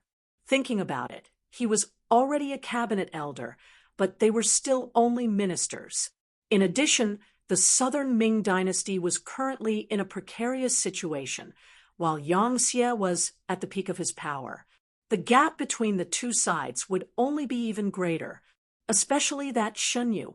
In the past, he was simply a nobody in their eyes, a low-ranking official. But now, he had become one of the Yang Xie's cabinet elders, and he held the power of life and death in his hands.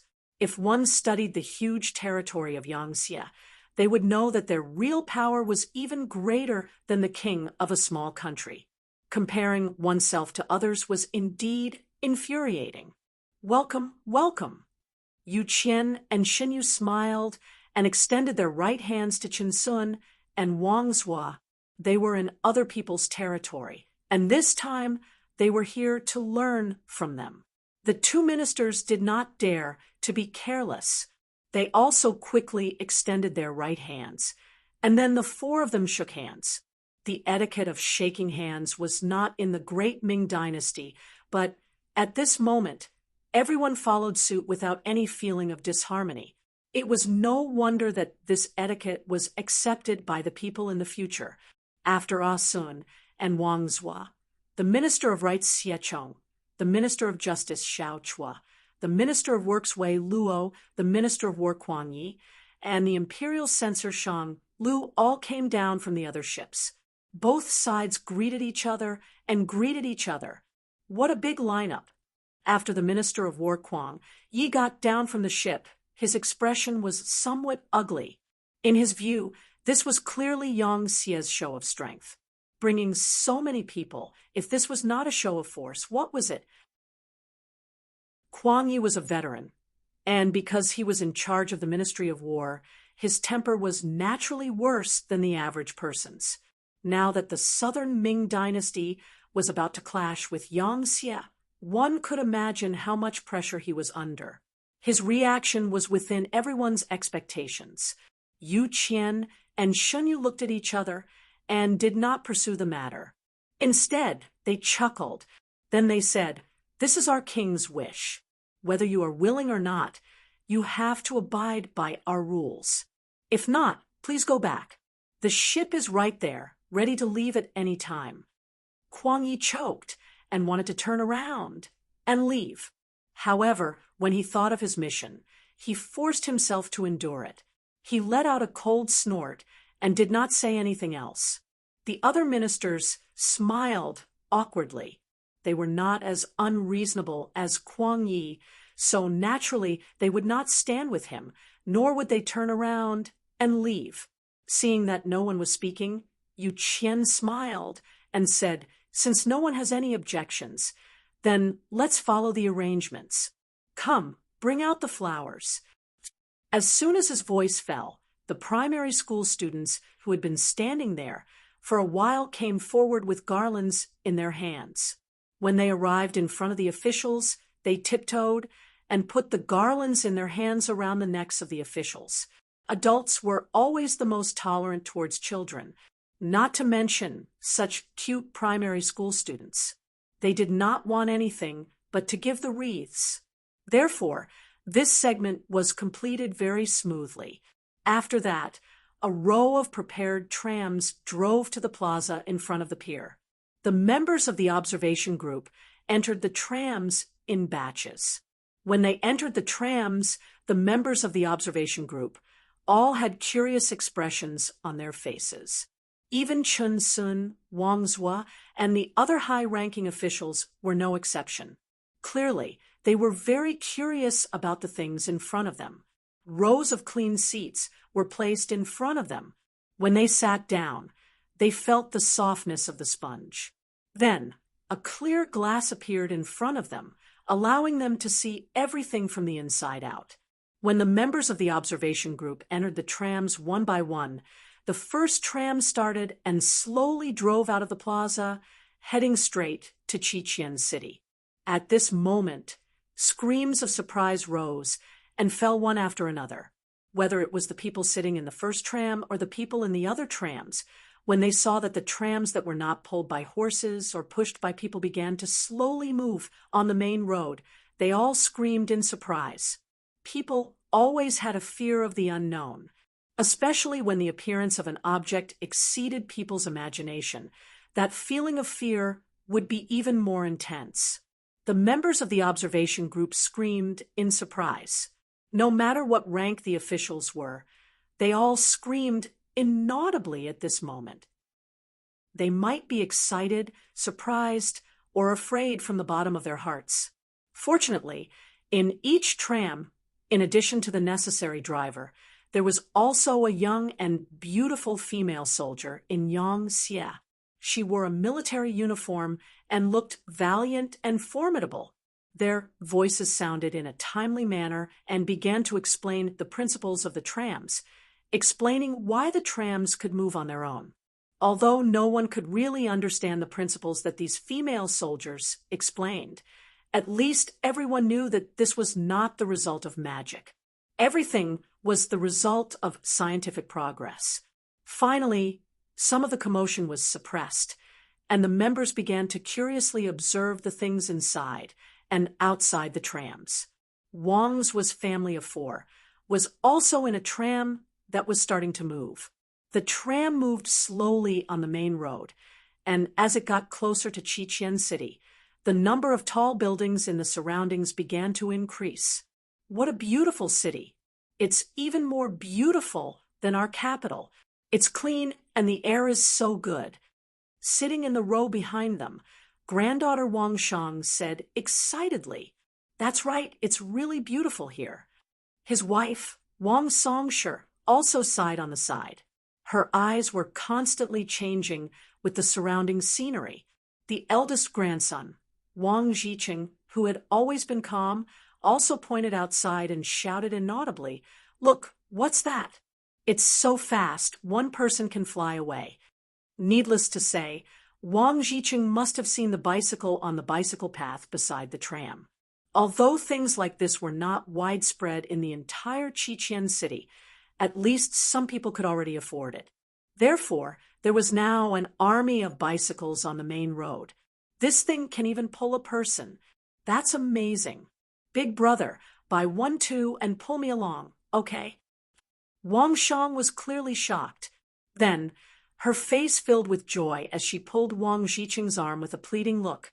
"All right, if we can buy it, we will definitely buy one."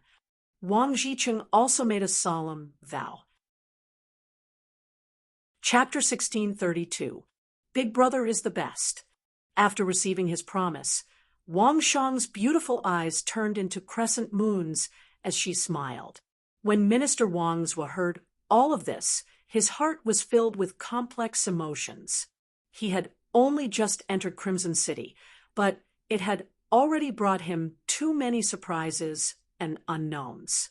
At this moment, he didn't know if this was a good or bad thing, but after seeing his grandson and granddaughter's performance, he had a faint feeling that Crimson City was too powerful and too rich. It was precisely because of this wealth and power that he had an indescribable curiosity and attraction to young people. He really didn't know if this curiosity was a good thing or a bad thing. However, he couldn't stop this at all. In fact, it wasn't just Wang Zhua who had such thoughts. Many of the southern Ming officials in the observation group also had the same attitude. Among them, the shallow ones only saw the shock brought by the things in front of them, while the far-sighted ones saw the changes in the people around them and began to think deeply. Minister of War Kwang Yi was also sitting in a carriage. What was different was that the people around him weren't family members, but rather 3 young generals in the southern Ming army. One of them was a chiliarch, while the other 2 were centurions. From this point alone, it could be seen that Kwang Yi was definitely a good official who wholeheartedly served the court. Previously, Kwang Yi had a lot of dealings with Yang Qindong, and he had always fully supported Yang Qindong. That was because at that time, Yang Xie hadn't said anything. Yang Qindong's actions were also to help the southern Ming people quell the uprising.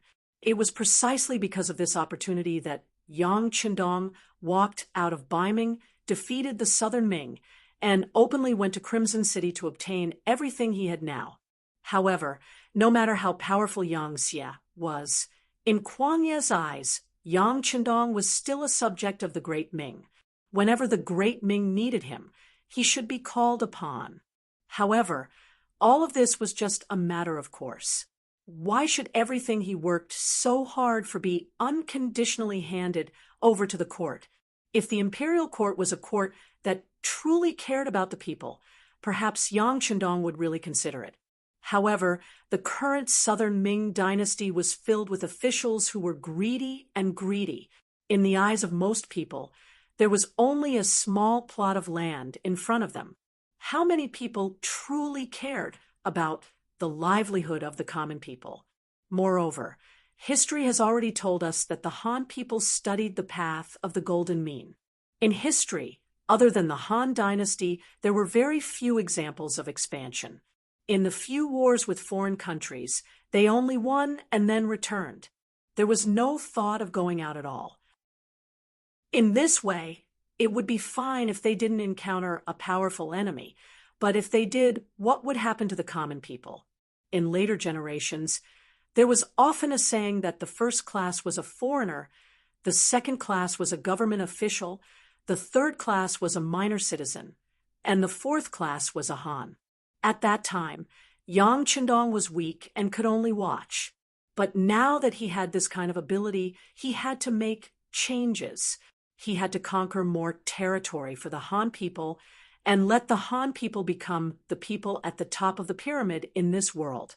Kwang Yi naturally didn't know what Yang Qindong was thinking. Even if he knew, he probably wouldn't agree. This wasn't surprising.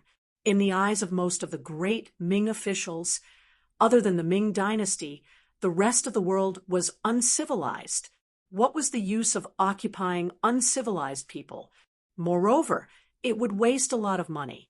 Kwang Yi couldn't imagine that war was also the best way to plunder money. As long as it was done well and the war was won, the dividends would be very generous. Unfortunately, the Ming people didn't know this. They only saw the wealth used to mobilize the army and didn't see the spoils after the war was won. Therefore, at this moment, Kwang Yi and Yang Qindong's ideas had undergone a serious change, especially when Kwang Yi saw that Yang Xie wanted to make a move on the southern Ming dynasty. Under the heavy pressure, the friendship between the two of them was completely lost. This was also why Kwang Yi didn't have a good expression when he got off the ship. This time, following the observation group to Crimson City was also Kwang Ye's last effort. He wanted to talk to Yang Qindong about the southern Ming dynasty.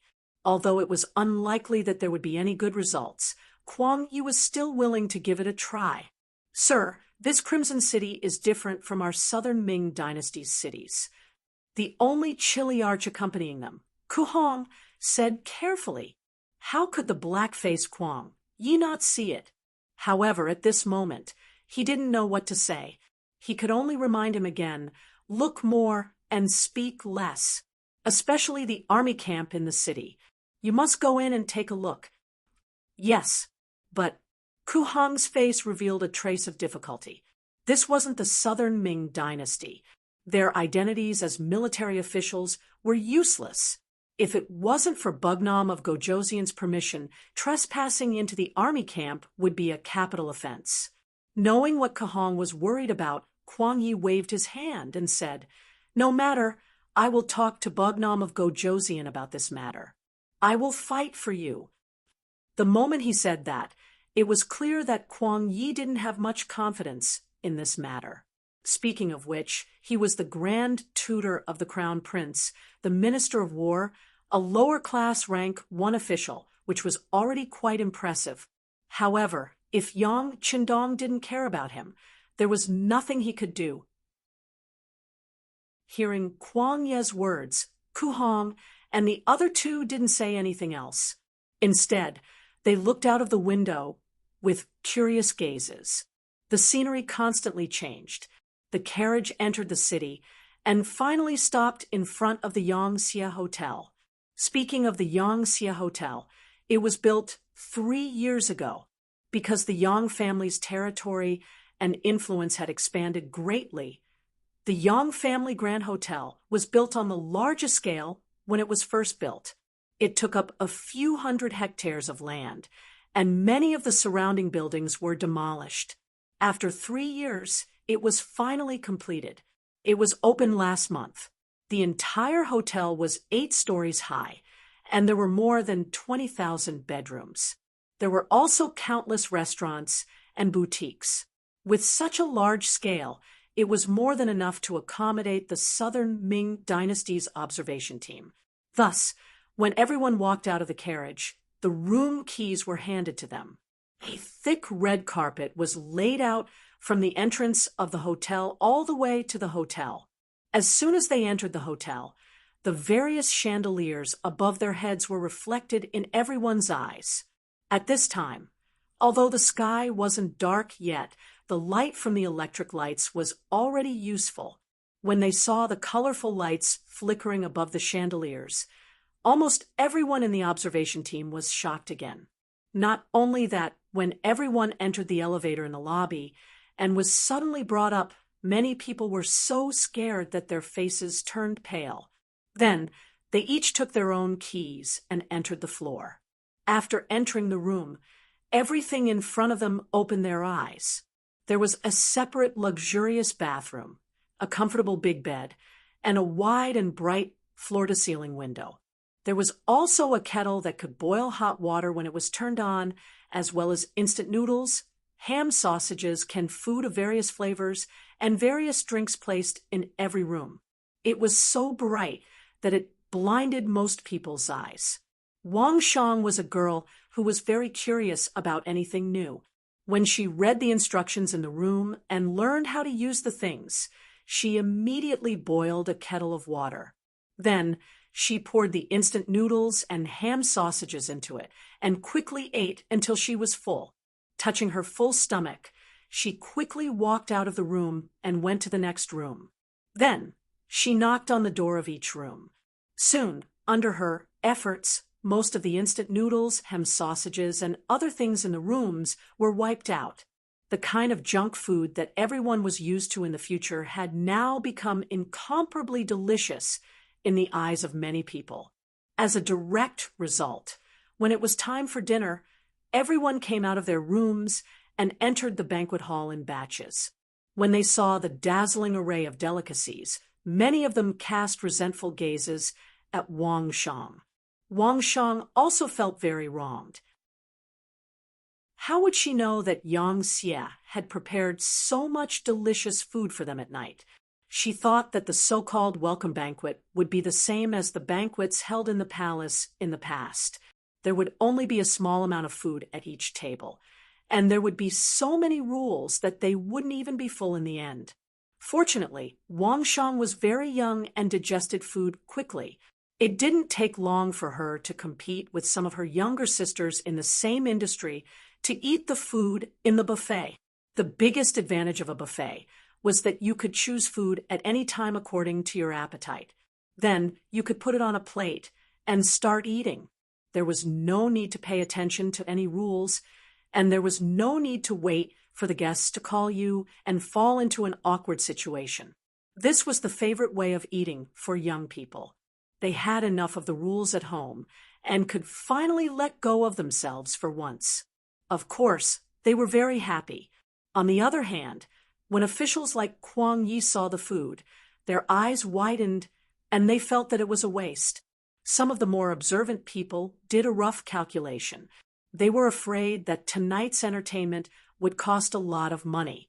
Yu Qian and Xin Yu also brought a group of Yang Xie officials to join the welcome banquet.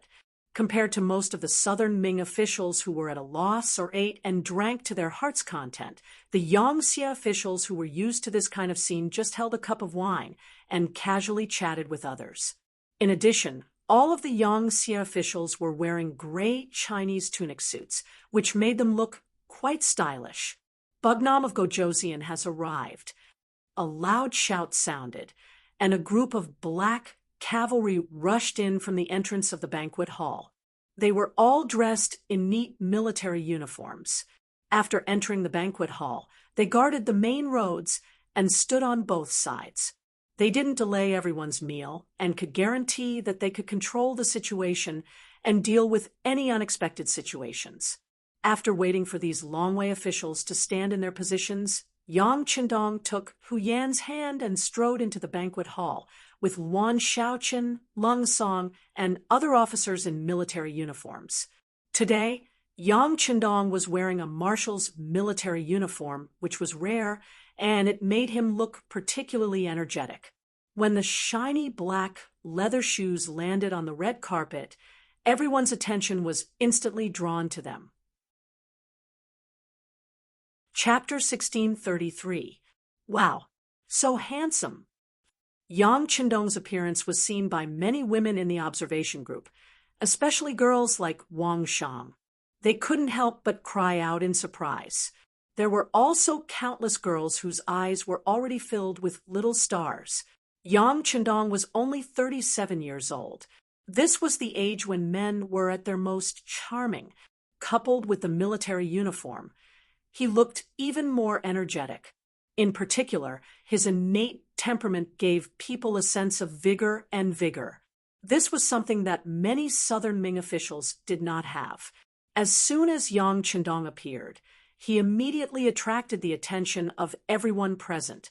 This was especially true for the older ladies and their wives, who all looked at him with watery eyes. Little girls like Wang Shang, who looked like an uncle, were even more attractive. At this moment, even Kuang Yi, who wanted to argue with Yang Chendong, couldn't help but sigh. At least in terms of appearance, Yang Chendong was impeccable. Holding Hu Yan's hand, Yang Chendong entered with a smile. He looked around as if he didn't have a focal point, but he also seemed to see everyone in his eyes, giving people a feeling of being valued. At this moment, Hu Yan was also smiling like a flower. The noble temperament of a queen was undeniable. Walking together with Yang Chendong, she gave people the feeling that they were young girls. Applause quickly sounded in the banquet hall. Yu Qian, Shunyu, Luan Shaoqin, Lung Song, and Long Tainan, who was in charge of security, led the applause. Soon, the hall was enveloped in warm applause. Influenced by this, the Southern Ming observation group also applauded, causing the atmosphere to reach its peak. Yang Chendong didn't have any intention of speaking. He had just arrived in Crimson City and didn't know much about this place. As such, it was still too early for him to say anything. It was better to let everyone see and understand him first before he spoke. At that time, the meaning would be more than 100 times greater.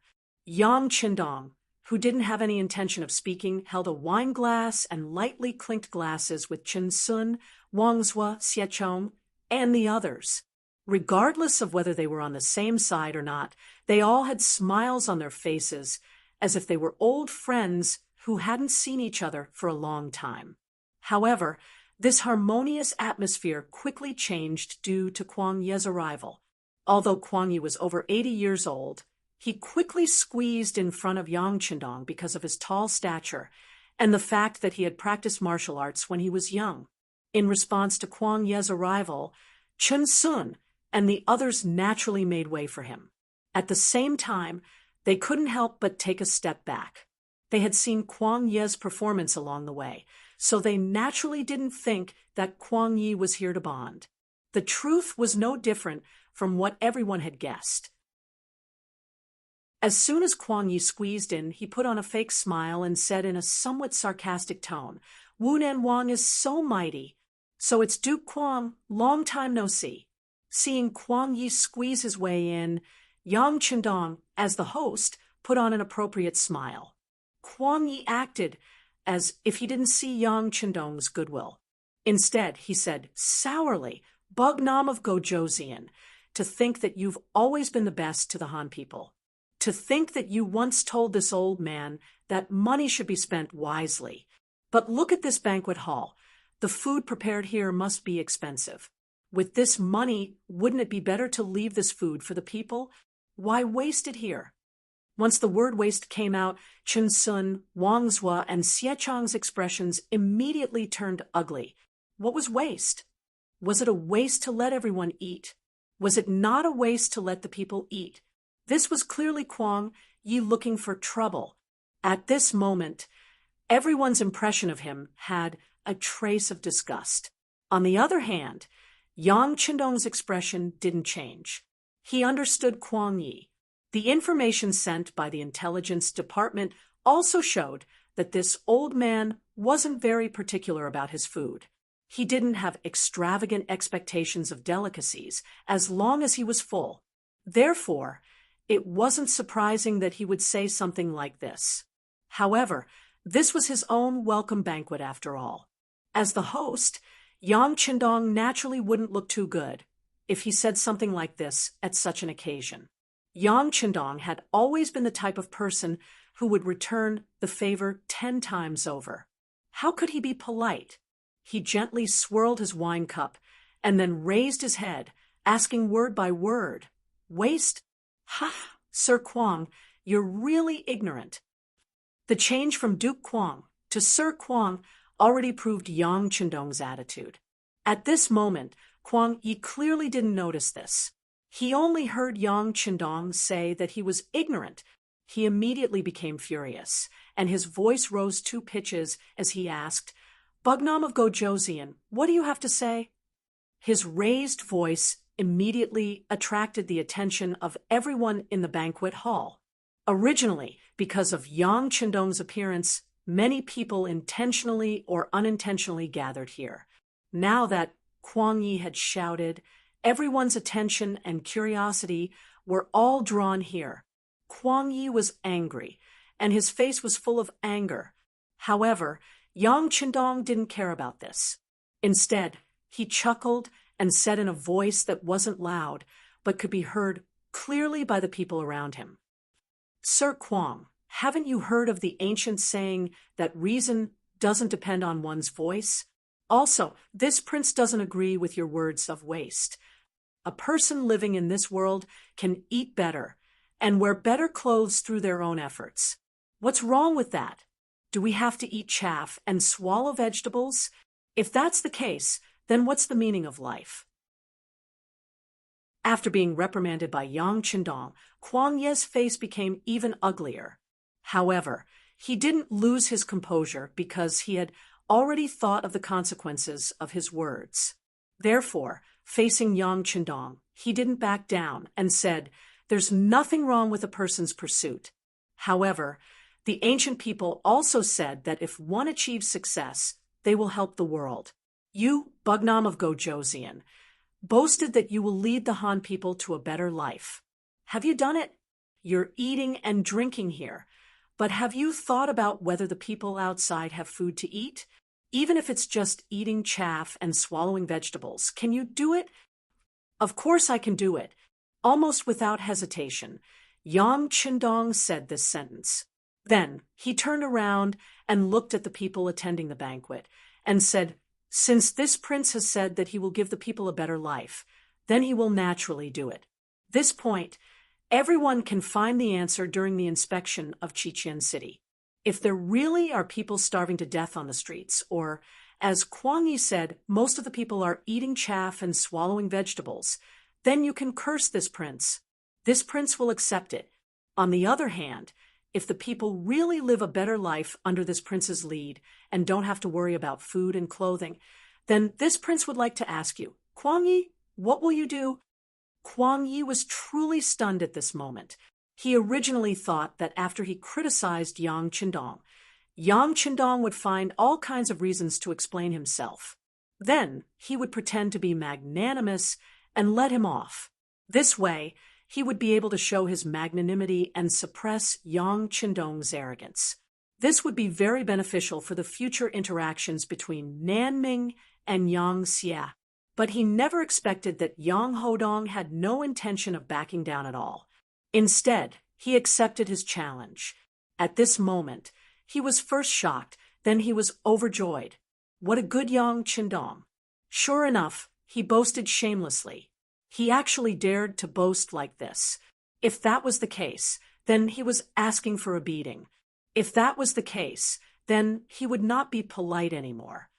Okay, if everything is as Bugnam of Gojoseon said, then this old man will apologize on the spot and turn around to leave.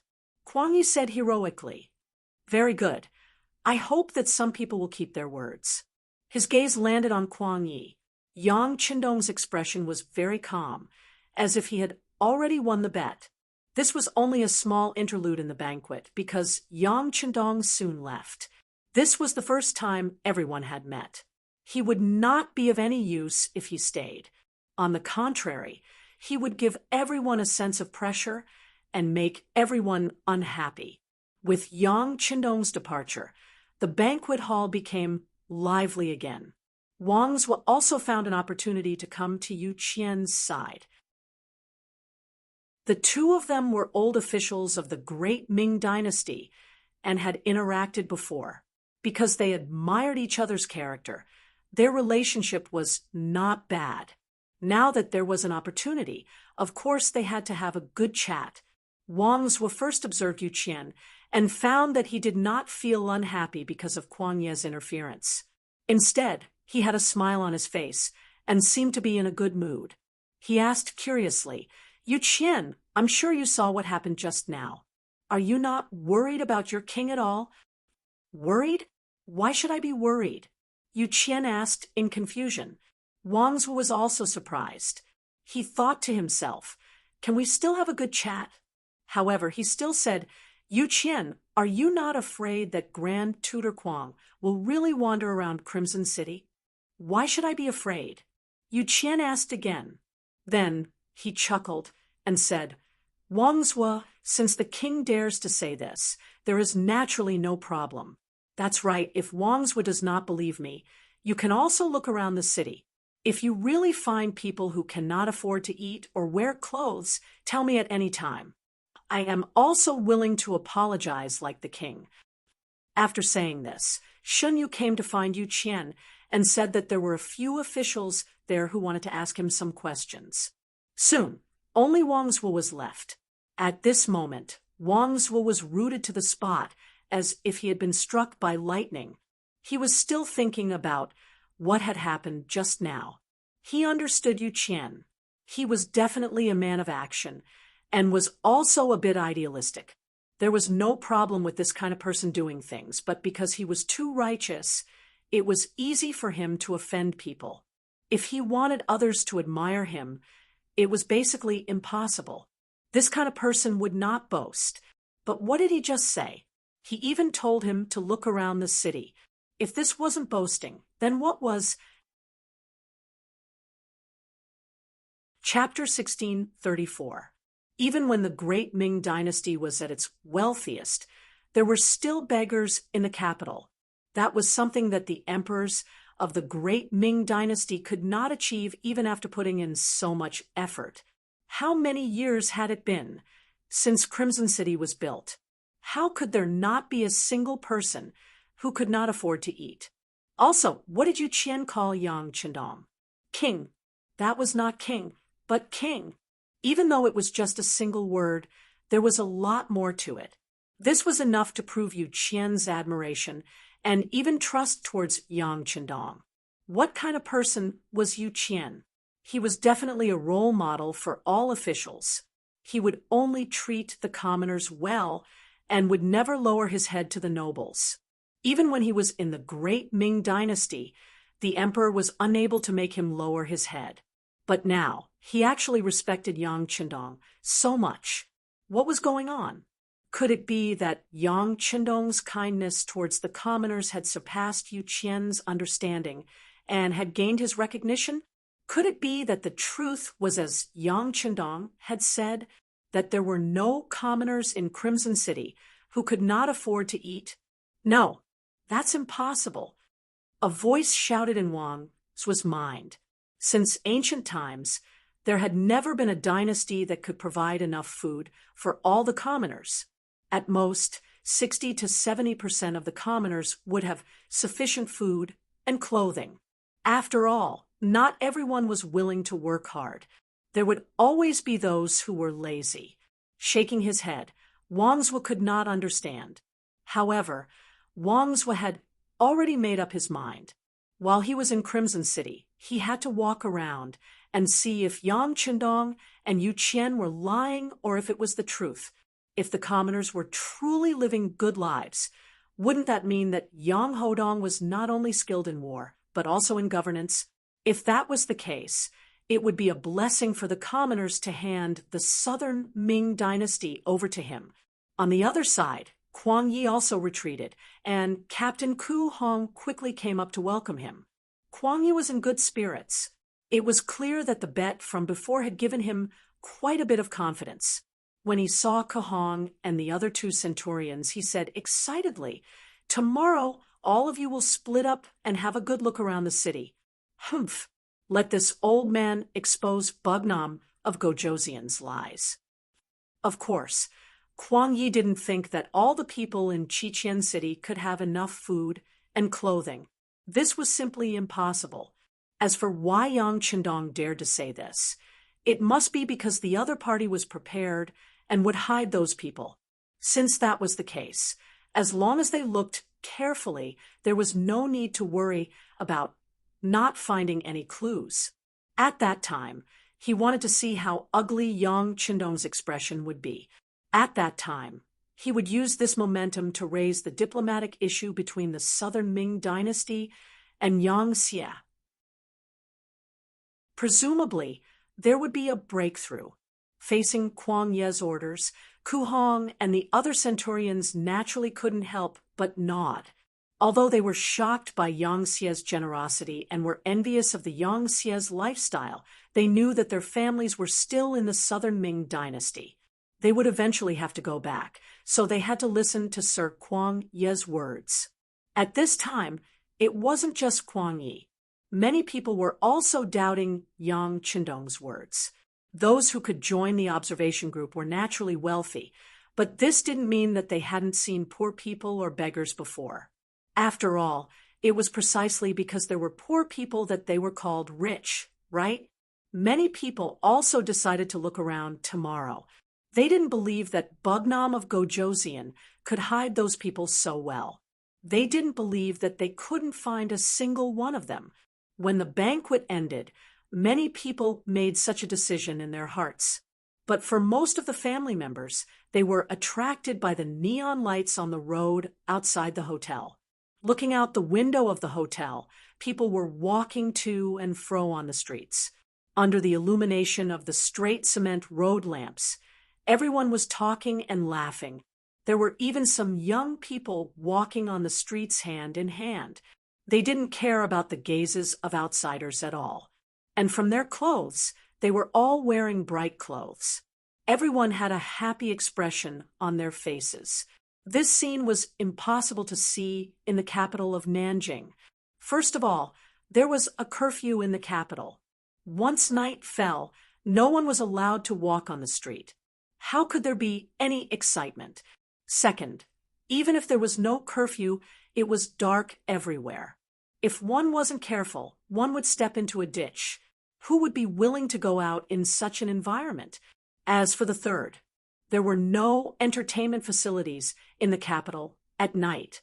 Even if one went out, what could they do? In comparison, the scenery outside the Yang Xie Hotel was very different. Wang Shang stood in front of the floor-to-ceiling window in the room and looked outside. Her heart was itching. At this moment, there was a slight knock on the door. With a trace of doubt, Wang Shang opened the door and saw her brother, Wang Zhiqing. At this time, Wang Zhiqing was already dressed. He didn't look like he was going to sleep at all. After seeing his sister, the first thing he said was, "I'm going to call a few friends to go out for a walk. Do you want to come?" Of course, Wang Zhiqing wasn't being kind. He called his sister because he was afraid that his grandfather would punish him. If his sister followed him, he would have an extra shield. Wang Shang originally had this idea. Now that her brother said it, she couldn't suppress the restlessness in her heart. She immediately nodded and said, Okay, wait for me to put on my coat." Wang Shang and Wang Zhiqing quickly went out of the room. They called a few young friends, and the group of people went downstairs. Here, they saw the police in charge of security. While they were still thinking about whether going out would be prohibited, a police officer took the initiative to come up and ask them what they wanted. With a trace of nervousness and apprehension, Wang Zhiqing spoke his mind. Then he said that if it was inconvenient, they wouldn't go out. However, to their surprise, the police only smiled and began to ask for their names. Then some temporary identification documents were handed to them. You can go out, but you must have identification documents. Otherwise, it will be troublesome if you encounter a patrol officer. Okay, now that you have these identification documents, there won't be any problems. After saying that, the police officer took the initiative to step aside and completely let them through the door behind him. After taking the identification documents, Wang Zhiqing, Wang Shang, and the others walked out of the Yang family hotel excitedly. However, what they didn't know was that behind them, a small team of 10 police officers in casual clothes was following them not far away. No matter what, they were still an observation team from the southern Ming dynasty. If their personal safety was threatened in the southern Ming dynasty, it would be equivalent to slapping Yang Xie and Bugnam of Gojoseon in the face. It would be equivalent to the police force not doing their job well. After leaving the Yang family hotel, Wang Jiqing walked in the direction of the crowd. After walking for more than 2 miles, he saw a square that covered an area of dozens of acres. There were many young and middle-aged people dancing here. The dance music was played by several loudspeakers around the square. It was very rhythmic, allowing people to quickly integrate into the rhythm. Outside the square, there were small stalls everywhere. Some of them sold food, and some sold all kinds of trinkets. Basically, there were some people surrounding each stall. From afar, it gave people a very lively feeling. This place is really bustling. Wang Jiqing stood on the spot when he saw this scene. This scene could not be seen in the capital of the southern Ming dynasty. Perhaps it could only be seen on the 15th day of the first lunar month when there were lanterns. However, that was only because there were many people. In terms of entertainment and food, it could not be compared to here. Isn't that so? This place is really good. I don't want to leave anymore. Wang Shang said with emotion. However, when Wang Shang heard this sentence, his expression changed involuntarily. At this moment, he could not help but have some thoughts in his mind. It was only when his companion strode forward and began to beckon him to hurry up that Wang Jiqing replied, "Coming." Then he followed and blended into the crowd. There were delicious food, fun things, and even acrobatics. There were many things that Wang Jiqing and the others had heard of but never seen before. After asking about the price, they found out that it was not very expensive. At least for officials like them, they could definitely afford it. Therefore, it did not take long for them to be filled with all kinds of spoils of war. After buying a lot of things and chatting with some merchants, they found out that there was more than one square like this in Sushin City. This was the Central City District, and it was also the largest square. There were many similar squares in the other 4 districts. There were even such squares in some residential areas. However, due to the large population, most of the squares were not as lively as this one. Hearing that there was more than one such place, Wang Jiqing was truly shocked. Out of instinct, he asked the merchant about the taxes. He had estimated that every stall was extremely lively. There were many people lining up in front of it. In this way, there would be a lot of transactions in one night. The profits would not be small, so the business tax should be quite high. Ah, you're talking about the business tax. We are a small business, so it's only 10%. The stall owner was clearly someone who was willing to chat. There was no taboo on this topic. 10% business tax. How do we collect that? Wang Jiqing was puzzled. He finally understood that 10% of the transactions in one night would be used to pay the tax. However, how would the tax collection department know how many transactions there were? Damn it, Bugnam of Gojoseon has created such good conditions for us Han people. Of course, we have to be content. Naturally, there are also people who are unaware. However, there are many workers in this square. They will secretly record the transactions of the stalls and compare them later. If anyone was caught for tax evasion, they would be locked up in prison and forced to do hard labor. With such a good life in front of them, no one dares to play with such thoughts. Chapter 1635. Self-awareness. Hearing this, Wang Jiqing was extremely surprised. However, when he calmed down and thought about it carefully, he was relieved. If it was him, he would not play any tricks on the tax system in such a good environment. Moreover, the boss had just said that there were people who were caught for tax evasion and were treated as examples. This was enough to deter others. With such soft and hard methods, it was no wonder that everyone would cooperate fully. Naturally, all of this was based on the fairness of the tax collectors. If it was in the southern Ming dynasty, who knew what those small officials would do for their own selfish reasons? In the end, even a good policy needed to be implemented by people. If the right people could not be found, no matter how good the policy was, it would be a waste.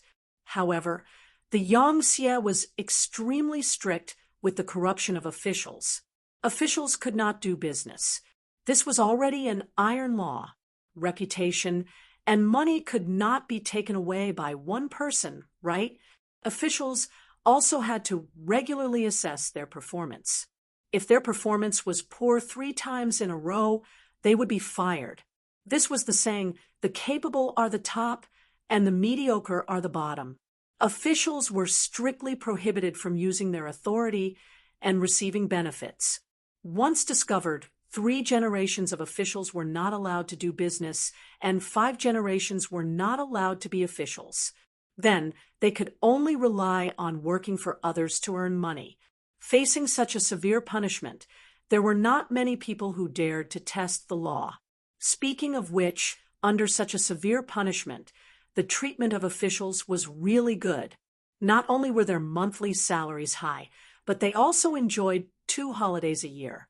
During the holidays, there were also subsidies from the government, allowing the officials to walk around and look around. With the basic salary, it was very easy for an official to support a dozen people. There were also various protective measures for officials. For example, if an official was sick, they could be reimbursed. In other words, it was basically free. There was also a pension for officials when they retired, which could ensure that they could live well in their old age. With all kinds of protective measures, the officials did not have any worries and could do things without worry. This was completely different from the southern Ming dynasty officials, who relied on their salary as a supplement and corruption as their main source of income. As an official in the southern Ming dynasty, if there was no gray income, it was basically very difficult to survive. This directly led to the big officials being greedy and the small officials being greedy. Regarding all of this, even Emperor Ingzong could only turn a blind eye. He couldn't be ruthless. Otherwise, those officials who relied on their salary might not even be able to live as well as some of the tyrants. If that was the case, why did he do that? How could he not hear it? Qian Li became an official only for wealth. That night, Wang Zhiqing heard a lot and saw a lot. His mind was almost stuffed with thoughts.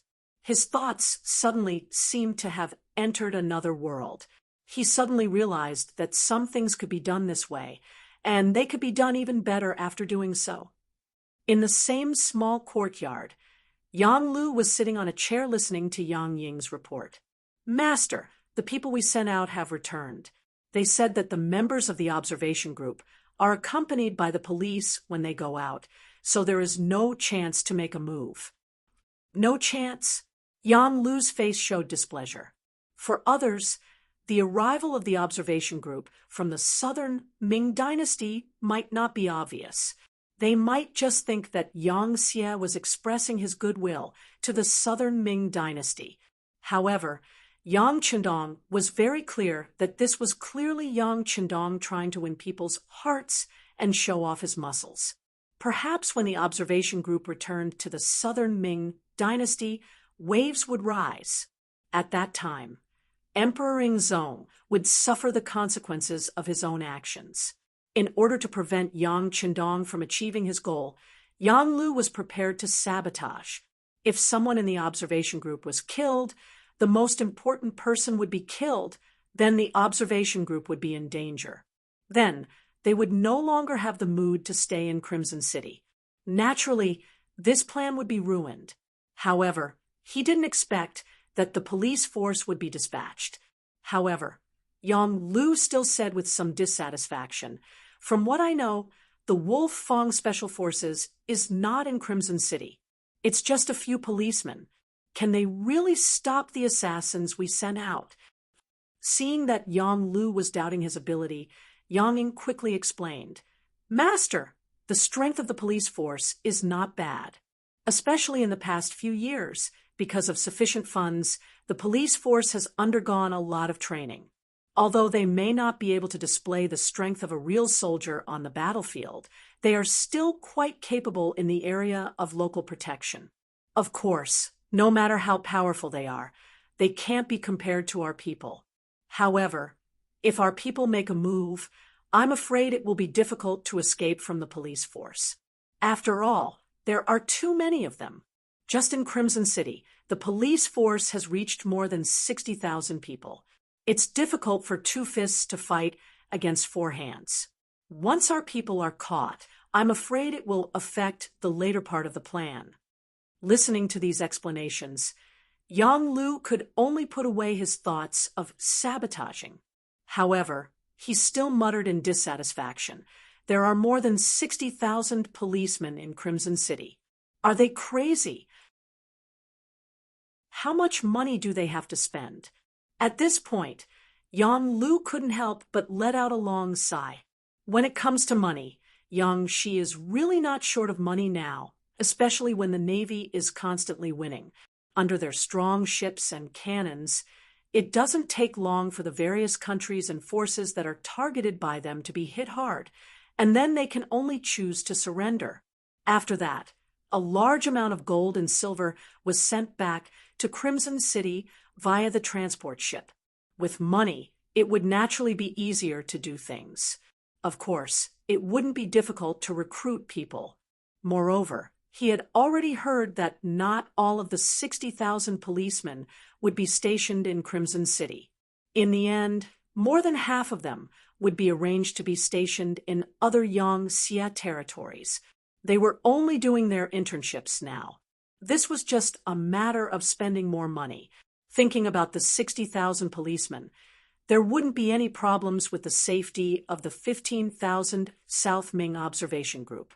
If he really wanted to make a move, the chances of him being caught were very high. In the end, he could only shake his head and say to Yang Ying, "Then forget it. This risk isn't worth it." "That's right." Yang Ying agreed. Then he seemed to have thought of something and said, "Zhu Huiyun isn't to blame. If he had attacked with all his might, Yang Chendong would have died in Yunnan Manor, and Mo Gui wouldn't have died." That's right, Mo Gui was Yang Ying's confidant. The uncleing that Mo Gui mentioned was Yang Ying. Unfortunately, because of Zhu Huiyun's carelessness, Mo Gui died in the end. When he heard the news, Yang Ying was really sad for a while, not to mention Yang Lu and Yang Ying's helplessness. The next morning, Wang Songshi saw that it was time for breakfast. Her grandson and granddaughter weren't up yet, so she went outside the room and woke them up. When two of the family of four were yawning during breakfast, Wang's face became ugly as he said, "I told you guys to rest early. Look at you guys. Didn't you sleep last night?" "We slept, but it was too late," Wang Shang said casually. As soon as she finished speaking, she immediately covered her mouth with her right hand. Obviously, she knew that she had spilled the beans. Seeing that his sister had confessed so quickly, Wang Zhiqing sighed at his sister's lack of composure and took the initiative to confess everything to Wang Zhua. At the same time, he also told him what he had seen and heard that night. At first, Wang Zhua was eating while listening, as if he didn't pay much attention to it. Young people were curious about everything and liked to join in the fun. It was normal for him to have such a reaction. However, when he heard about how lively the square was and how there were over 10,000 people gathered there, his expression finally changed. He put down the chopsticks in his hand and listened attentively. From time to time, he would nod his head and cooperate with Wang Zhiqing's explanation. Finally, Wang Zhiqing gave a general idea of what had happened. He stopped and took the initiative to drink a mouthful of porridge. Then he looked at his grandfather, who was silent. He knew that his grandfather was thinking about something, so he didn't disturb him and just ate by himself. He had to walk around more today. If he didn't eat his fill, he wouldn't be able to stay strong. When Wang Jiqing was almost done with his meal, Wang Zuo, who was sitting opposite him, finally opened his mouth. Ching, have you calculated how much money you can get from the square you saw yesterday? Wang Jiqing hurriedly put down his chopsticks and said without hesitation, Grandfather, grandson has calculated. Even if it wasn't 30,000 taels, it should be at least 25,000 taels. That much? Then doesn't that mean that the tax collected from Yangxia in one night is close to 3,000 taels?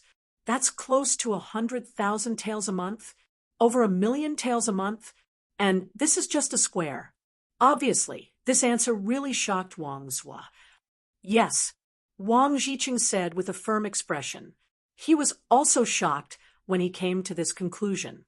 It had to be said that this was because the quality of the food and the quality of the goods sold in the square was good. In addition, there was a lot of traffic. Moreover, the people of Qian City seemed to be very wealthy and didn't lack money. Just a square alone could collect 1,000,000 taels a year in taxes. This was equivalent to 2 months of taxes for the entire southern Ming dynasty. One had to know that the current southern Ming dynasty didn't have 3 provinces. In a year, the taxes collected were only 7 to 8 million taels. This was also because the southern Ming dynasty was very rich. If it was by Ming, it wouldn't be that much. In comparison, the difference in money was too great. These two were not opponents of the same level. If they were to fight on the same stage, what would the result be? Presumably, even an idiot would be able to tell. At this moment, Wang Zuo was even more silent. He seemed to have already seen the scene of the southern Ming dynasty being swallowed up by Yangxia. The only thing to consider was how long the southern Ming dynasty could last. Chapter 1636. Although there were all sorts of delicious breakfasts in front of him, Wang Zuo was unable to swallow any of them. When he saw that his family had finished eating, he stood up resolutely. He had decided to properly observe and investigate Crimson City. He wanted to find out where the drawbacks of this city were. Not only Wang Zuo, but basically all the members of the observation group left Yangxia Hotel after breakfast and headed in different directions. They were followed by a large number of police officers. This was for their safety, so no one objected to it. More than 10,000 members of the observation group were like gusts of wind blowing in all directions of Crimson City. Very quickly, several city districts were filled with their people. Some factories were also filled with their people, and some shops and department stores were also filled with their people. After an entire day, all the way until evening, these people began to return one after another from all over the place. If one observed carefully, they would notice that most of the officials had a serious expression on their faces. Only the accompanying family members, especially the children, would reveal ignorant smiles. Clearly, this day's visit allowed everyone to see the strength and potential of Crimson City. This day's visit allowed everyone to see the huge gap between Southern Ming and Yangxia. This day's visit allowed everyone to see the prosperity and beautiful life of Crimson City. If it wasn't for the purpose of nitpicking, even Kuang Yi had to admit that Crimson City was a very suitable city to live in. The security here was stable. If one had money here, one could sell many things. If one didn't have money here, as long as one was willing to work hard, one could also earn a lot of money and live a better life. The commoners here were not as sickly as the commoners of the Southern Ming Empire. On the contrary, they were full of vigor and walked with a spring in their step. When the commoners here walked on the streets, they walked as if they were flying. They knew that time was money and were using every minute to work hard. The commoners here had more and better prospects for the future. They were far from the lazy and dispirited southern Ming Empire commoners who did not know where to go. The commoners here, the more they compared, the greater the gap. The hearts of the southern Ming officials became heavier and heavier. Kuang Ye's mood was very bad today.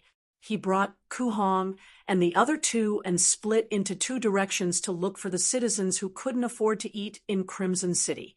Unfortunately, they didn't find any.